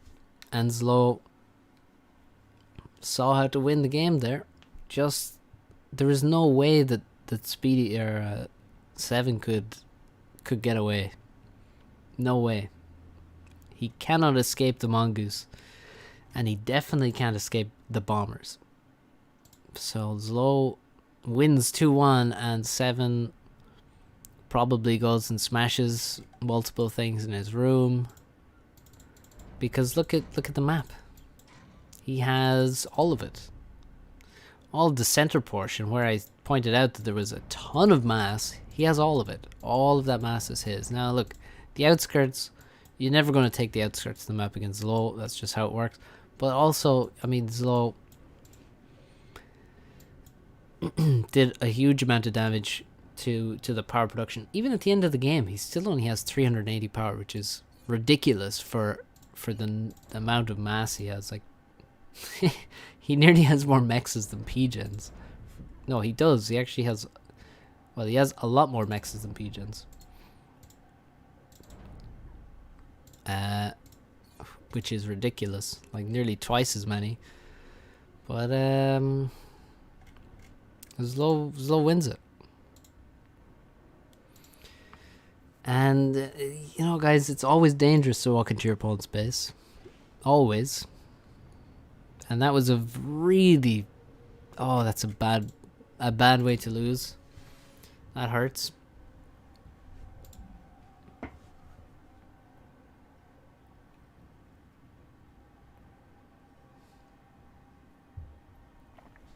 How many kills for frigate? 2 kills? I don't know what you expected this frigate to do. Is there another frigate? I don't even know why he made a frigate. I mean, well, I guess he can kill a couple of mexes here.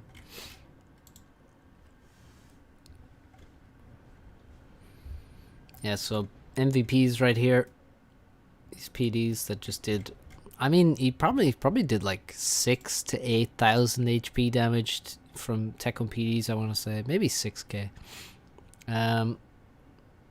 But yeah, then the Bombers and Mongoose, there was no escape. So Zlo wins this series 2-1. 7 was very close to a really big upset there. But it wasn't to beat. Some nice UEF gameplay there, I gotta say. From your boy.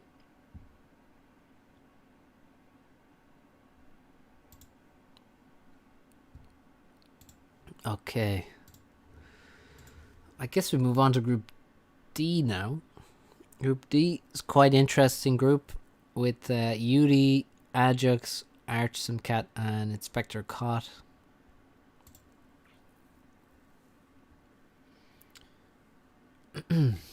Theoretically, Paralon. Not in that position, but it could. Let's... what series should we watch here? We're going to take a look. I think Yudi and Ajax should be a series we watch. Why is there like 5 games from them? Which ones are the right ones? Yeah, well played to 7. I mean, that was a really good performance versus Low. Ajax, where is his game? Okay, I think this is the right stuff.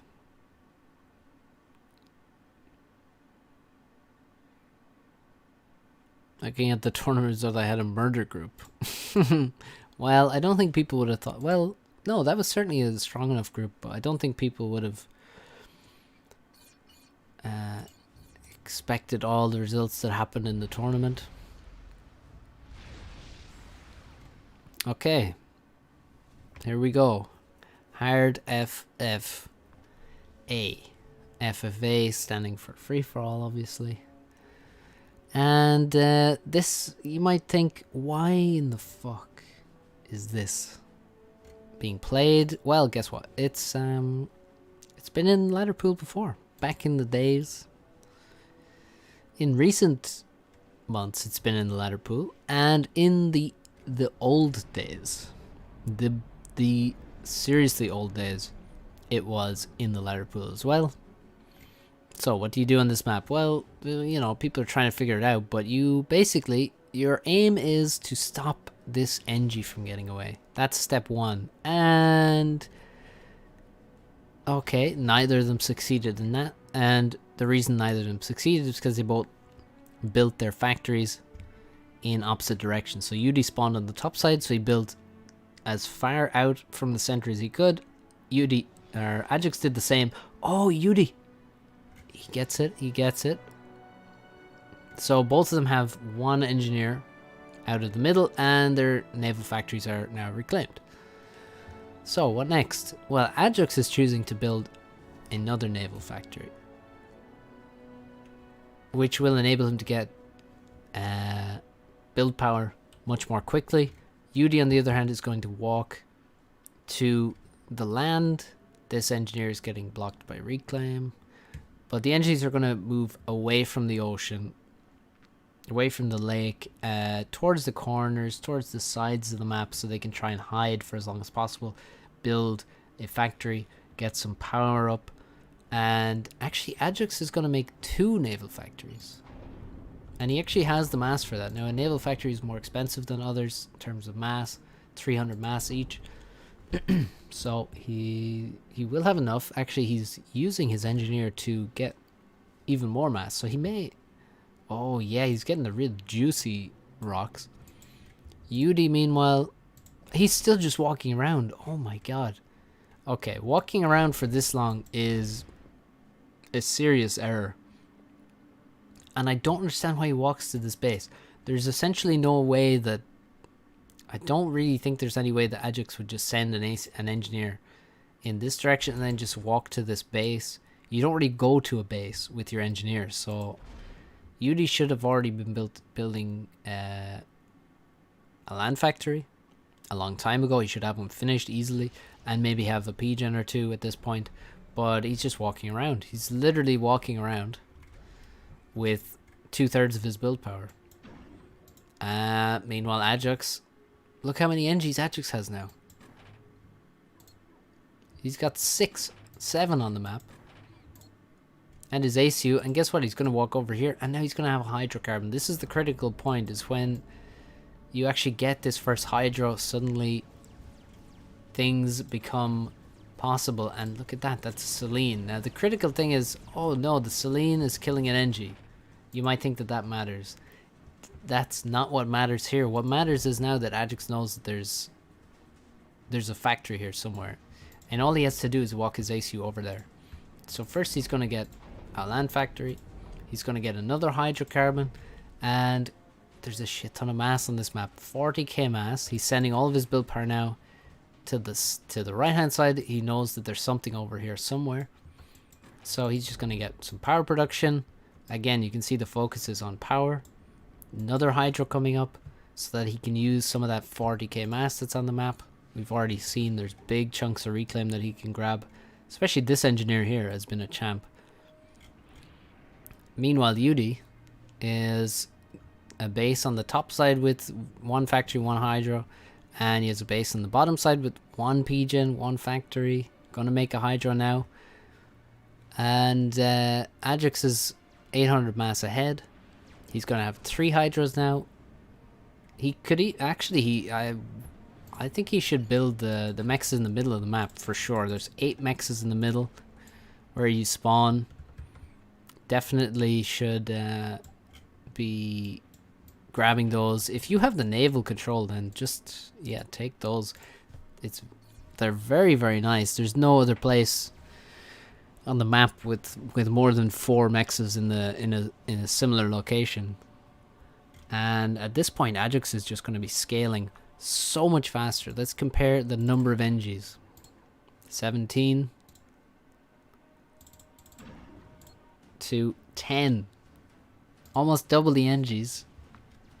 50% more power. And Ajax is crushing.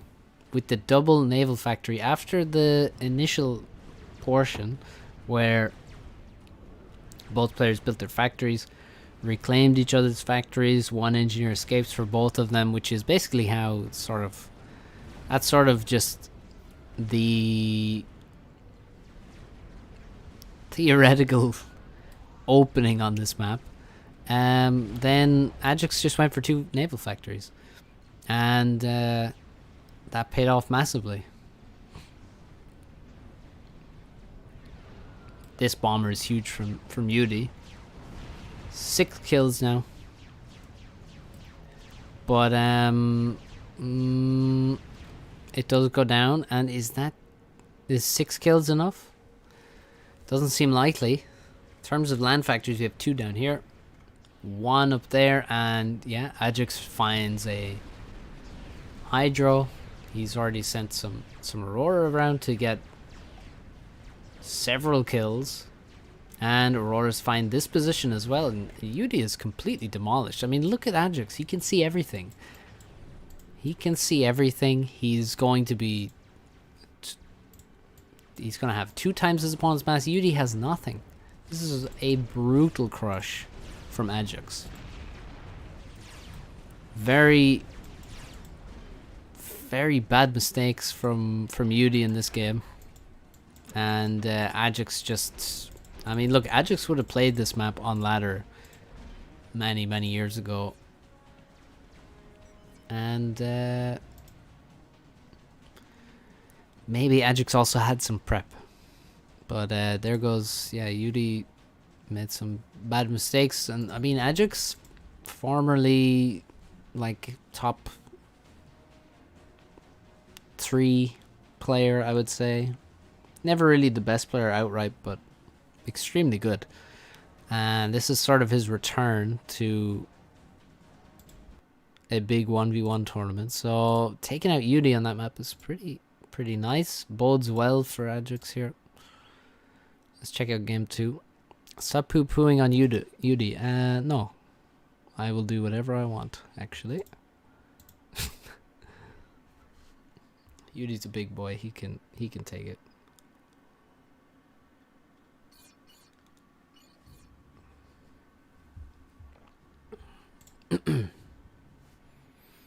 Alright, game 2. Between Yudi and Ajax. Both of them Aeon. Ajax 5th on my earnings spreadsheet.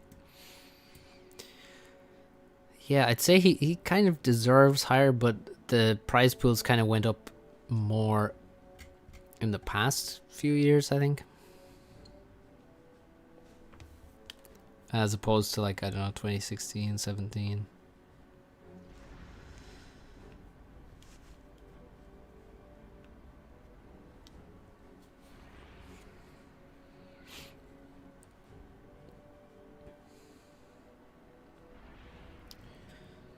You're just gonna have to publish the new spreadsheet if you haven't already. Alright, so... yeah, first NG to Hydro, duh, obviously. A bit of a no-brainer there. Yudi goes for adjacency with the mechs, whereas Ajax just tries to get the factory more close to the hydrocarbon, avoids the adjacency, or leaves it alone. Doesn't go for it.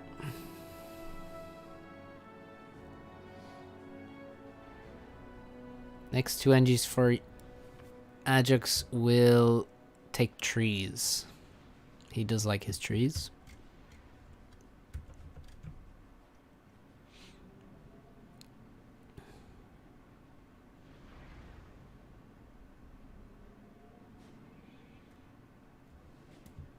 Yudi not really getting too many trees. He's getting a few with manual reclaim. But yeah, he's going to be making inties pretty quick and not going for a transport just yet.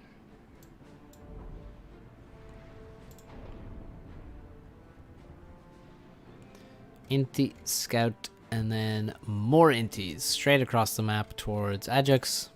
Ajax, you know, might just go for a transport, knowing Ajax, and he does. He does. And look at that. He abuses the trees so hard that he has one transport, one engine. Oof. Let me speak clearly. One P-gen. Just one. Plus the hydro, and makes a transport that's very, very low.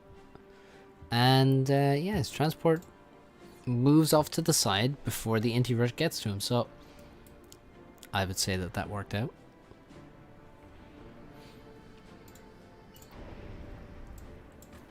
Okay, so bomber from Yudi, he's gonna arrive in the base and see nothing because everything is already gone. He is gonna get a kill on this inti for free. That's a very nice kill, must be said. Nothing like getting a free inti kill in the opening part of the game. But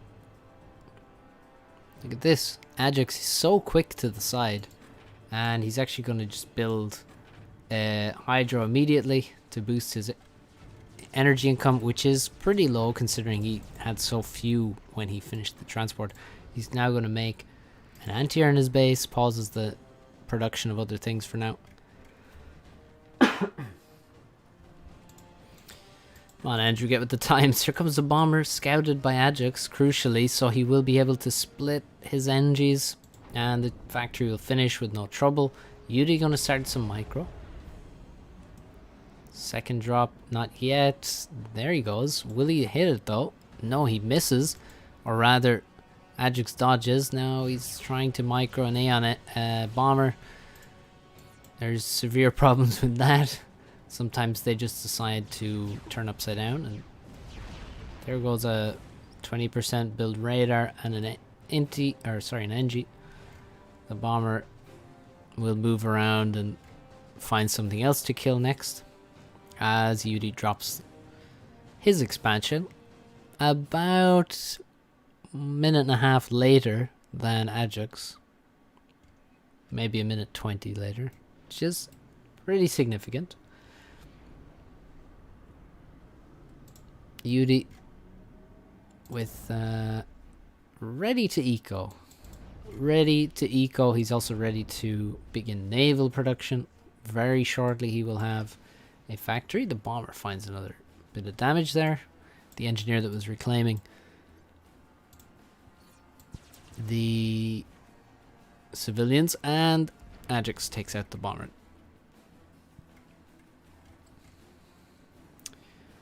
So Ajax looks to have quite low energy production.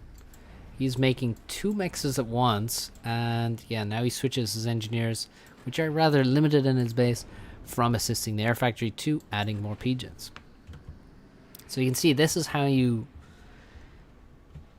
a very good way to manage your energy production. So if you look, you have Ajax with 2 engineers, right? And they have more longer term orders, right? A lot of tech 1 pigeons, right? And then he looks and he sees, okay, I have a lot of mass and I don't really have that much energy. So these guys were assisting the air factory. He can then turn them, build a few extra pigeons, just a booster to catch up, and then they will go back to assisting the air factory. And look at how it balances his eco out. And then he doesn't have to keep worrying about these ones. These can be allowed to have a longer term order, and then if you run a bit low, you grab a few extra, give them a short order, and then go back to whatever they were doing. It is a tried and true method of eco balancing.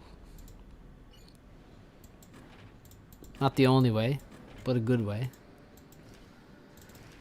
16 interceptors for Yudi, a few more than Ajax.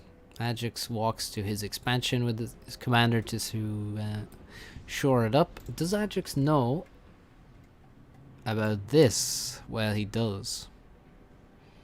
Of course he does. And Yudi gonna basically try and be annoying here, I guess. He's built a land factory. He's got Aeon. They both have Aeon, but with Aeon he can raid some of these smaller islands with Aurora quite handily. He is also trying to drop many engineers here. just onto this position.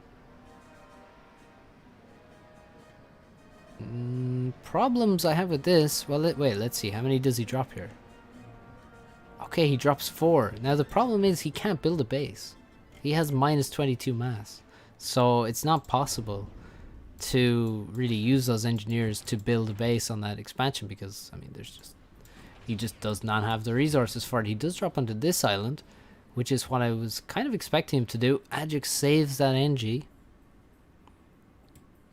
Yeah, I know, he picks them up to redrop them just like a few meters. It's kind of funny. But yeah, dropping on the small island seems like the better play. Now, this is going to be, yeah, reclaim war, and UD, even if they had gone at the same time, UD had actually already lost a little bit of HP on that NG, so it's going to be very hard for him to win it. Ajax arrives forward. I mean, he knew about the factory on his expansion, so he just, you know, no fear. He adds more land factories to support the ACU, and the ACU just marches straight over there and says, get out of my expansion, go away. Well, it's kind of funny to put that effort in, especially when you consider he's stalling 20 mass and can't really build a base anyway. It's probably not the best use of his time, tourney or not, and there he goes. Dips into the water. No PD in this expansion to defend the factories, and really if there's just a couple of fervors this would be even better for Ajax, but as it is he's got, you know, decent few Aurora. The question will be, yeah, frigates supporting UD. Those obviously, I mean, frigates are already great versus Tech on land. Against Aurora they're very nice, and UD also gets some kills on the Aurora as well in his ACU, which will get him, you know, a bit closer to a vet. He's still going to be quite far from it, but once again, once the ACU returns, he does not want to be taking that 100 DPS damage constantly. Has to dip away. He is under 4k now, and Ajax under 7k. But he's determined to clean this up. He doesn't want to allow this to fester, and UD actually takes the chance to try and escape back towards his base and towards his frigates, but the Aurora are here again, and so is the ACU, and Ajax is not letting him get away. UD now below 2,500 as Ajax is below 3,500. PD is online now. Ajax and UD both under 2,000 HP. There's only one way that this ends, and it's with double explosion.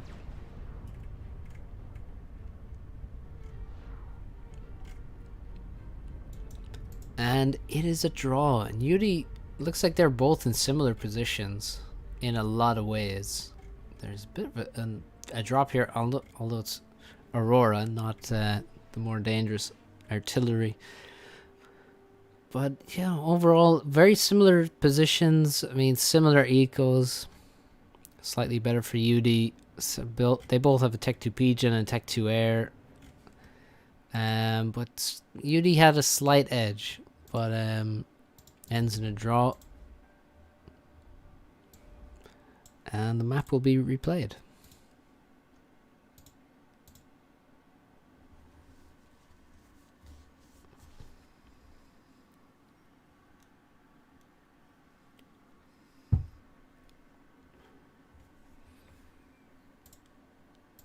Now let's see if anything is adjusted on this occasion. Well, the spots are adjusted. Ajax now on the bottom side, UD on the top side. Ajax once again builds his factory close to the Hydro, and UD once again builds his with adjacency. So I expect we'll see essentially the same builds.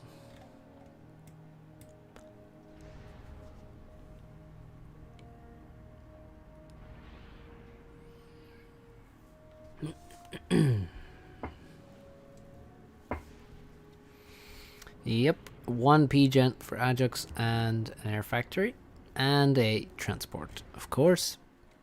I don't expect anything different. UD with, again, the 4 P-Gens. Will he make inties, though? And will he make them faster? I mean, with 4 P-Gens, you're not going to be that fast. If you really want to rush with the inties, you probably need to build... Well, I wouldn't call an intie rush 4 P-Gens air factory. On many maps,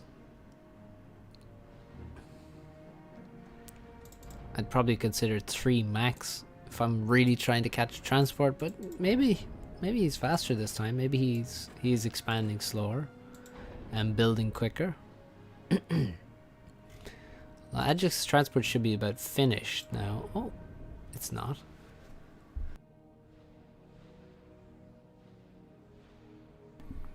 I had the timing a little bit wrong. So this the inti, yeah, it's still not in time. So really very identical scenario. But here's something different.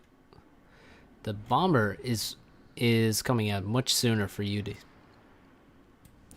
There was a bomber from UD which got multiple kills, but it was 1 or even 2 inties later than this. So again, Ajax with the nicely placed scout, so he always sees the bomber coming, but now he sees it a lot earlier, and at this point he was finishing a factory after having built the hydrocarbon. That's what he was doing in the previous game once the bomber arrived. On this occasion, the bomber's here very shortly after he lands, essentially right after he lands. He manages to build an anti-air which kills the bomber, but not before 3 NGs are taken down in 2 bombs.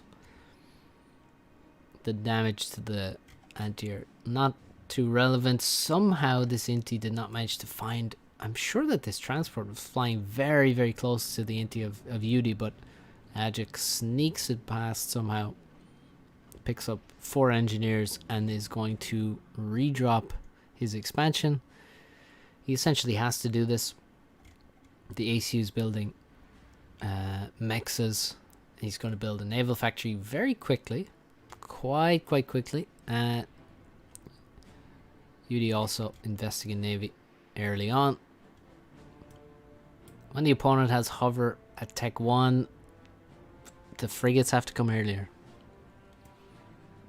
in almost all cases. So he's gonna get the hydro quickly, get the civilian reclaim, get the mass extractors, probably all in that order, or perhaps the mexes and the reclaim at similar times. And he even drops 1 NG further away to grab these 2 mexes.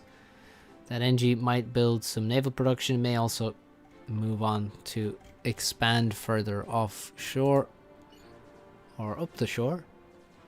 Already though, UD is simply ahead on mass and on power. 5.5k to 4. He's about 900 and something mass ahead. His transport gets taken down by a few inties that dashed into his base there and then dashed right back out. Nice kill from Ajax, nice snipe, but Ajax finds himself about 1k mass behind right now because of his slower expansion, because of the bomber essentially, or most importantly, not entirely because of the bomber, but most importantly,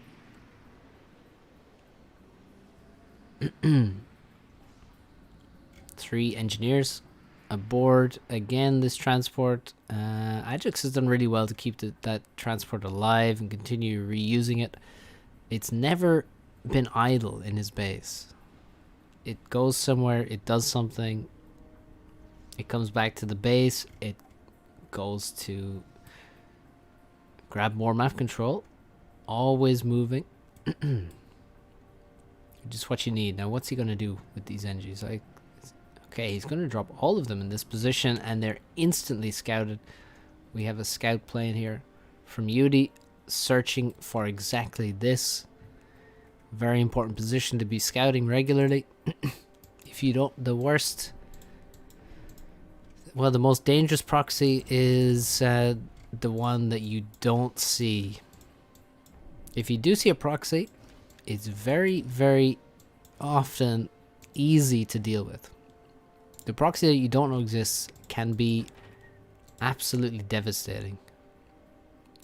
So Ajax looks like he will be looking for exactly the same thing. Look at that. See, these guys know what they're about.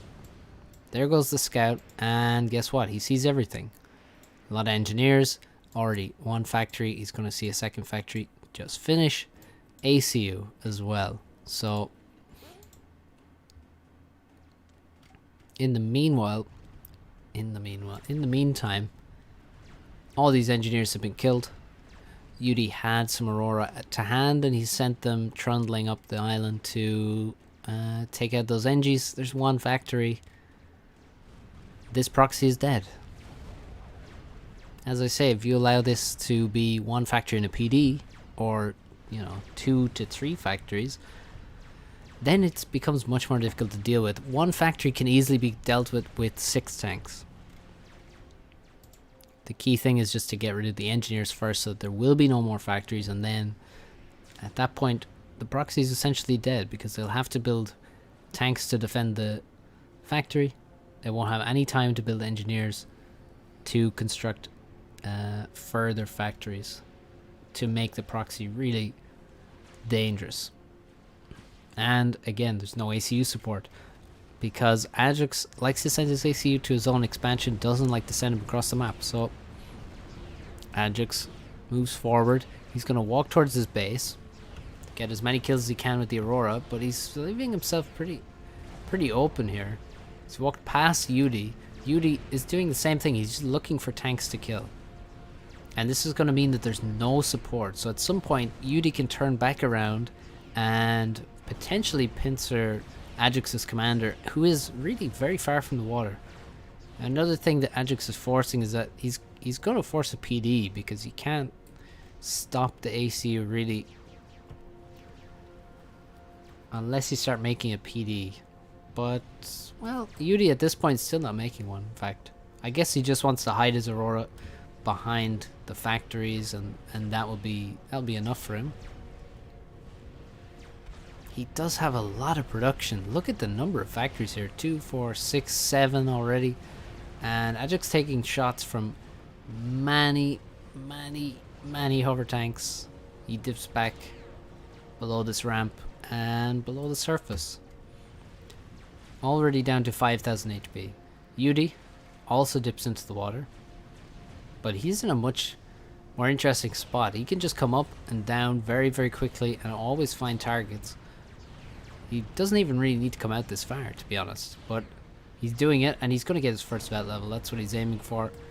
Gives him additional regen, gives him some HP back, and is thinning the numbers. Like, there's never Auroras even getting towards this base. Ajax also trying to do some damage.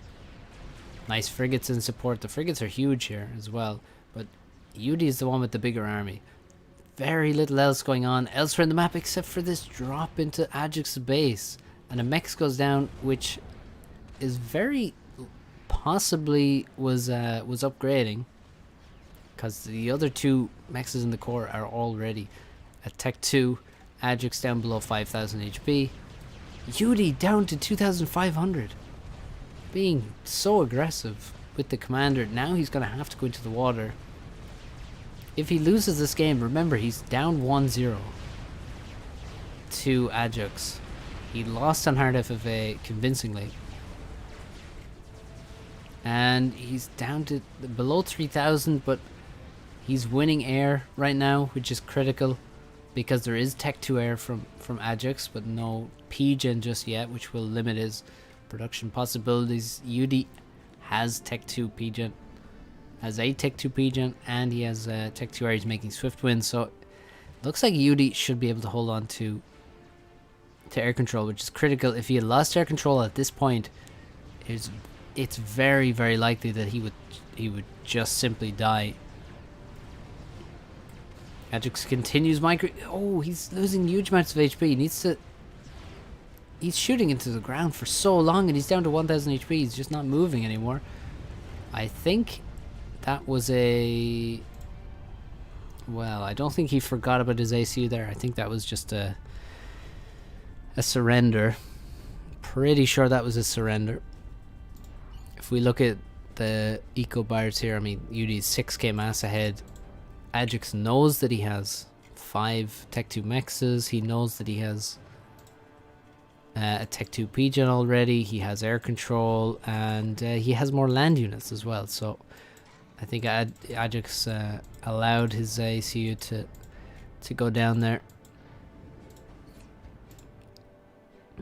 Yeah, the reclaim fields were significant. And that's 1-1. Nicely played by UD. He just had a better approach on that map, clearly. And 2 heavy hitters go 1 for 1. And move on to a decider.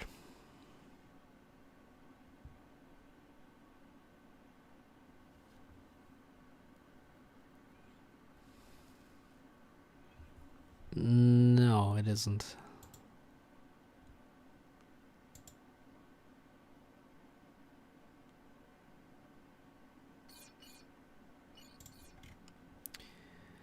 Okay, Twin Rivers for a decider.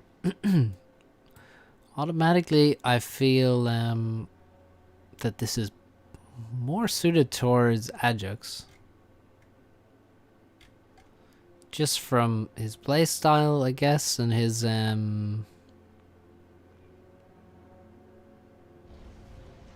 experience on FAF. He must have played this map 100 times. Maybe easily could have. No, it isn't. As far as I know. So Ajax's Cybran, definitely not the pick that most people would go for. Automatic picks generally on 10x10 these days. 10x10 land is Seraphim and UEF, often in that order.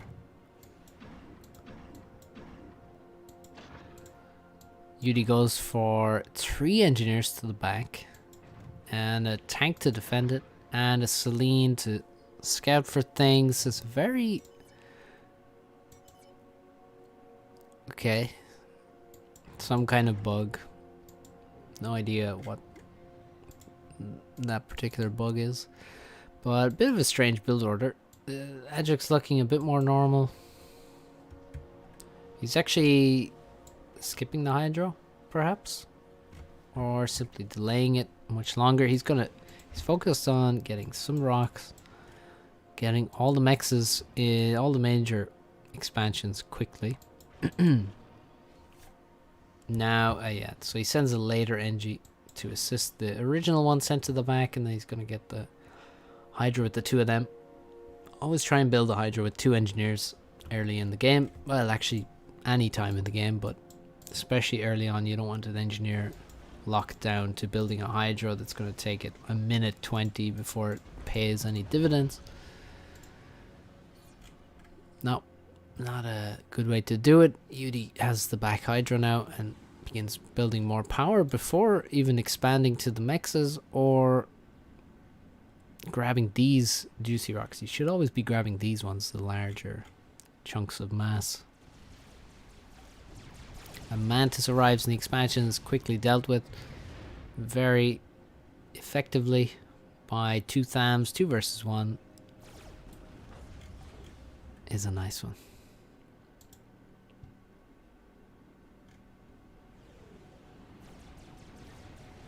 That is 4.5 land factories in the base.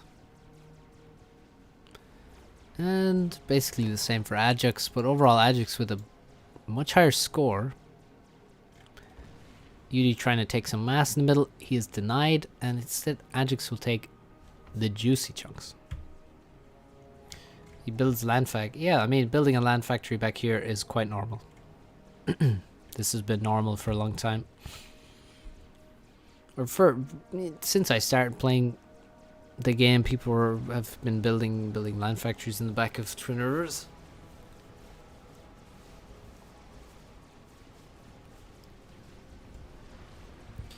Ajax now begins ecoing, and he's trying to build a transport.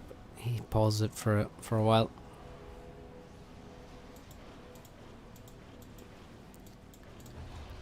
And I suspect this factory might be a Tech 2 factory.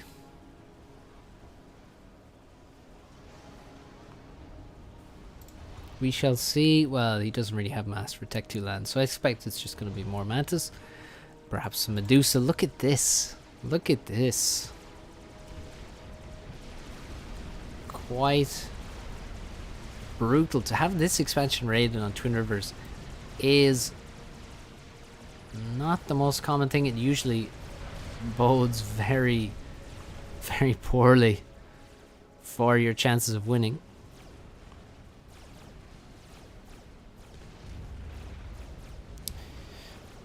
Well, ladder rating is a lot more accurate than global. Much more accurate. And even here, Ajax has so many units here, he can just take a good fight. Even if, like this, there's 5 tanks here, he could just run over these. He's going to head towards the back where there's a lot of P-gens and things. Ajax looks to have taken, yeah, he's taken the good mass from this position as well. I mean, overall, Ajax just... He's doing extremely well now. He's dropped the top side. And he's 5k mass ahead. This is crushing. This is a brutal crush by Ajax. And I said at the start, like, he must have played this map 100 times. This is going to be a good map for him to be on, just because it's been around forever, and so is he. But yeah. UD should have banned the map. Clearly, Ajax just winning here. Just because you're 2k doesn't mean you're still 2k. Well, it does really in ladder. People don't really get 2k and then go down to, you know, below 1800 pretty much. Doesn't really happen.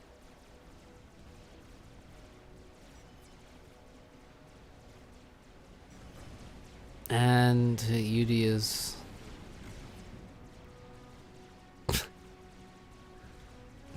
getting raided in his back. Doesn't have time to deal with raids because he's is he chatting?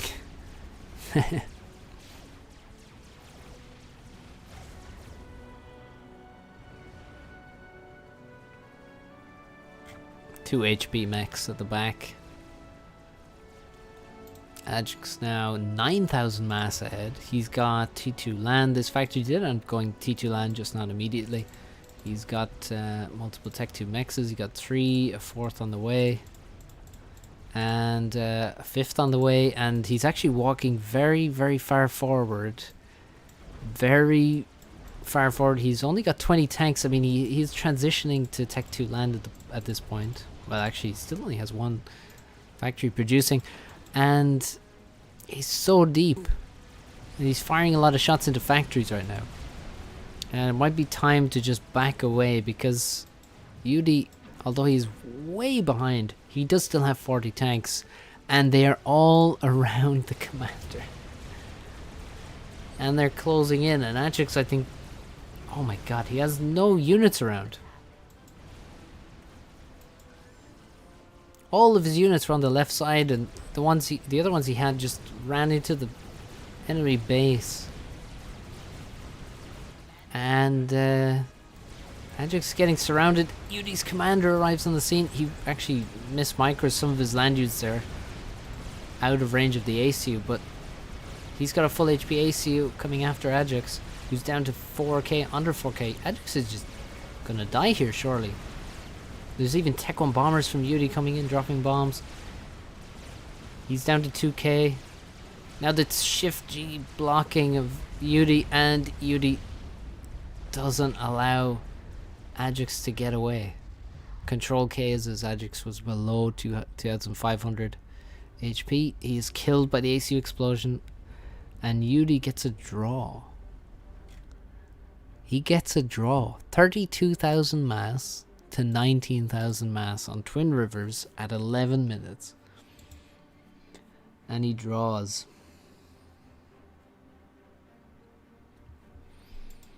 My God.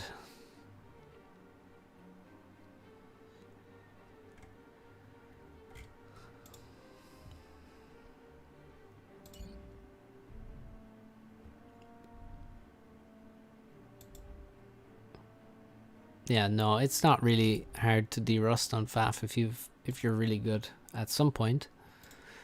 As in if you're like 2k plus at some point. Derusting will not take you that long. For most people, it won't.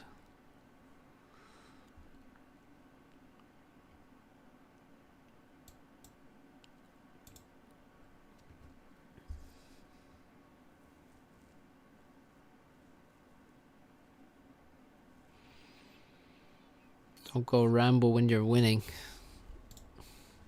Solid advice. Especially, I mean, you know, there's winning and then there's being absolutely crushing. And then especially you don't go Rambo then. Just walk home, my dude. Why do you need your ACU? You don't. Or if you're going to do it, just kill them with T1. Just spam, and then you can use your ACU pretty safely. As long as you don't like... As long as they're not like secret Tech 2 air to snipe you or something. But just... Really, just go home.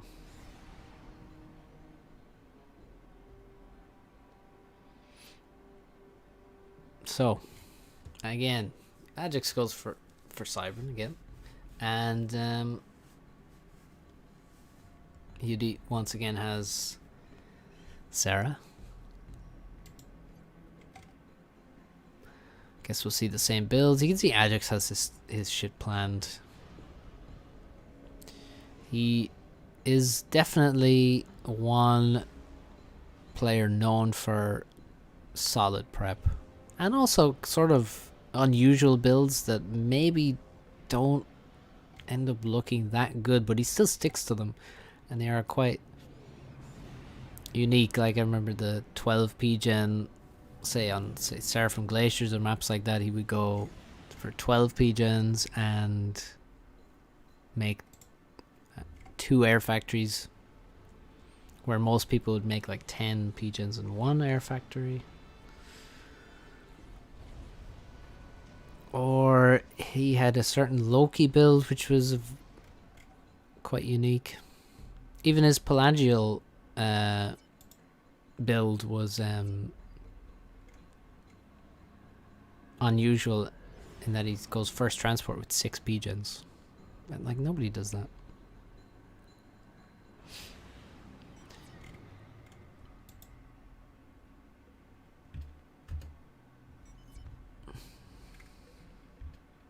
Both of them are very positive about their gameplay.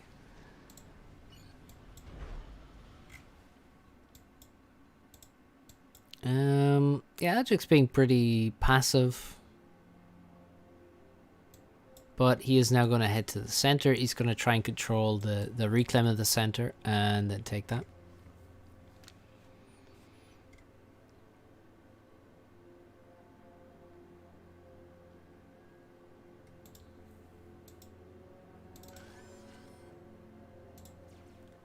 UD slightly ahead on mass now. He's going to get a good fight. He seems to usually get the... He got this last time, actually. He got the 2 versus 1.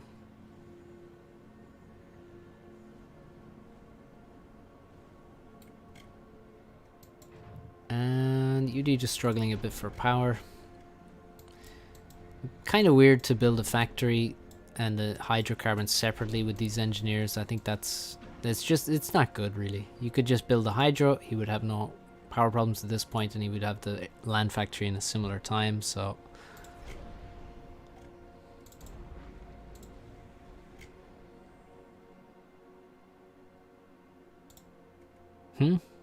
5 p gen? What?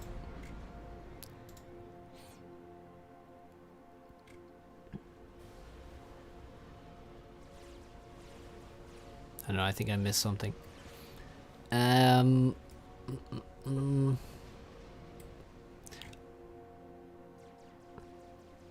power stall build. Oh no, do you remember what Yudi did with the Jester? He went first Jester at 1 P-gen instead of 2.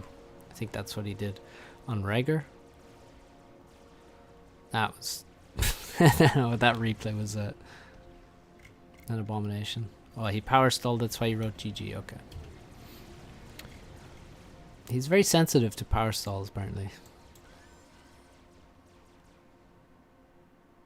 Yeah, Ajax struggling for mass here. He's really trying to finish this first Tech 2 mechs, and he's actually making 2 at the same time, so being very aggressive with the ecoing. He's actually getting the reclaim though, which might allow him to do it.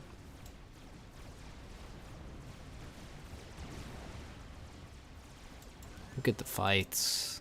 Very nice fight there. A raid into here. He can't realistically take this expansion out or anything. You can see actually now it's time to turn around. At this point you should escape with your Mantis if possible. Instead he's gonna run in and he's gonna end up killing 1 mechs perhaps. But it's gonna be a mad trade for him now.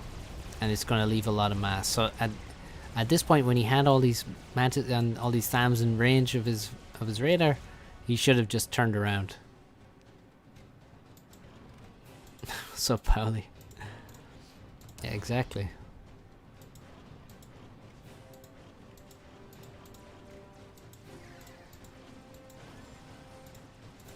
Yudi was telling me once how he just can't play ladder because he keeps power stalling in the opening. I'm like, what do you mean? I power stall every game. Who cares?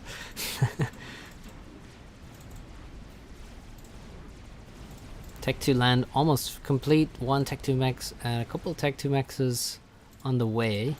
UD also making gun, and speaking of power stalls, hello. Hello. Ajax looking a bit healthier. I mean, it looks like he's floating a lot of res, but he's gonna get rid of that quickly by building a Tech 2 P-gen with probably all of his build power, because that's just how it goes.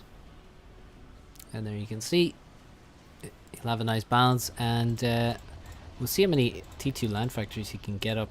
He's got 3 already, about halfway, and again, very advanced positioning.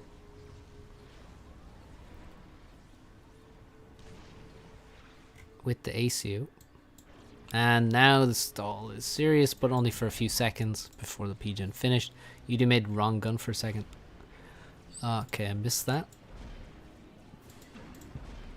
Even with the right gun, he was stalling. He's only not stalling now because he's stalling a huge amount of mass. You can see he has the P-gen queued up, but he's only going to unpause that once the gun is finished because, again, he just can't afford it. So this is a nice way to basically delay things. You just always have to remember, you can so easily forget to unpause that guy. So be careful if you use that approach. So before now, chill with the with the caps, but hello. So the dreaded, the fearsome Rhino Medusa combo. Do people in 2021 even know about the Rhino Medusa combo? Are they even aware of the basics of Cybran gameplay anymore? Come on, guys. And now we have 2 gun commanders facing off. They have both managed to actually make their gun upgrades. It really looks like Yudi has more units nearby. There's also a couple of chickens moving in. And this looks very bad. Look at all the bombers coming in, and Ajax didn't dodge a one of them. Rhino's also going down, just getting too close to the Thams. He has a PD to fall back to, but he's already so low, and Yudi is still 11,000 HP. He's just focused on the commander. He's not even overcharging Rhinos. He just kill Ajax's comm. And Ajax is so low, he never escapes. It doesn't matter if he has a PD there. Doesn't matter if he has Rhinos here. And Ajax says, LOL. Throw. 35k mass to 29k mass. I think that qualifies as a throw. I think Ajax called it way back when. Yeah, I could still throw. And the next thing is him lolling at himself throwing. That's a huge investment on this island, by the way. Probably not worth it. But, wow. Yeah, so Yuri comes out with the win. He was insanely far behind the first Twin Rivers game. Second game, significantly behind, but not nearly as far as before. But Ajax so far forward. Such a...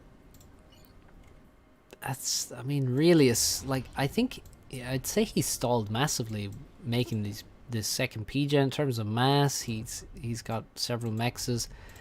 The support factories weren't assisted to upgrade, so that was 3 factories not producing any Tech 1, and he pretty much died to Tech 1 units and a gun com.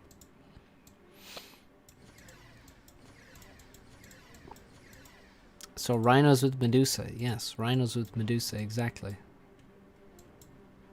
If you don't know about rhinos with Medusa, you don't know about Cybran.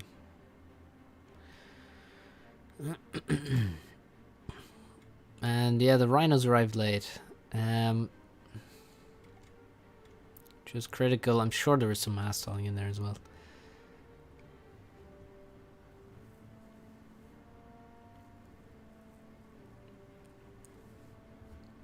Also, if we look at Yudi's base, he only made 1 Tech 2 mechs. He had like 2 more, sort of, almost half built, but not even half built. He had one Tech 2 mechs versus 4. You know, there's 4 T2 factories here versus just 1 with plenty of engineer assistance. How many people are gonna die by just not having enough Tech 1 or not being in a good position for, you know, survival if you have a bit less Tech 1? Hoplites get bombed. I mean, hoplites are good. Hoplites are good. Hoplites and stealth, obviously. They are good, but he's going for rhinos because they're just safe and they can do the work. But exclusively building mongoose and hoplites is not.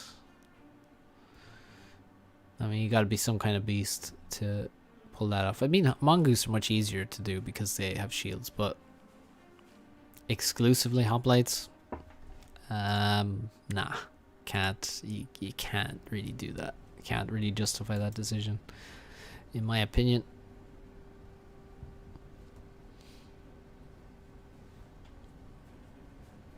Yeah, I mean, Medusa are sick.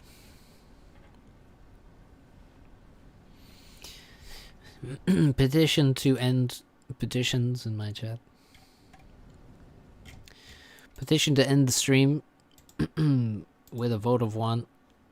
The motion has passed, and this is the last replay. So thank you all for watching. Thanks, Alex, for becoming a member. And we will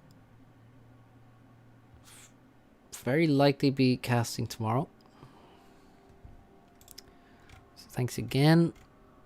Few weird games, upsets, plenty of things to roast, and we'll do the same again tomorrow. So tune in. We'll head to the playoffs, right? We'll check out the round of 16. Is it round of 16? Yeah, probably round of 16. Anyway, till then, good night, everyone.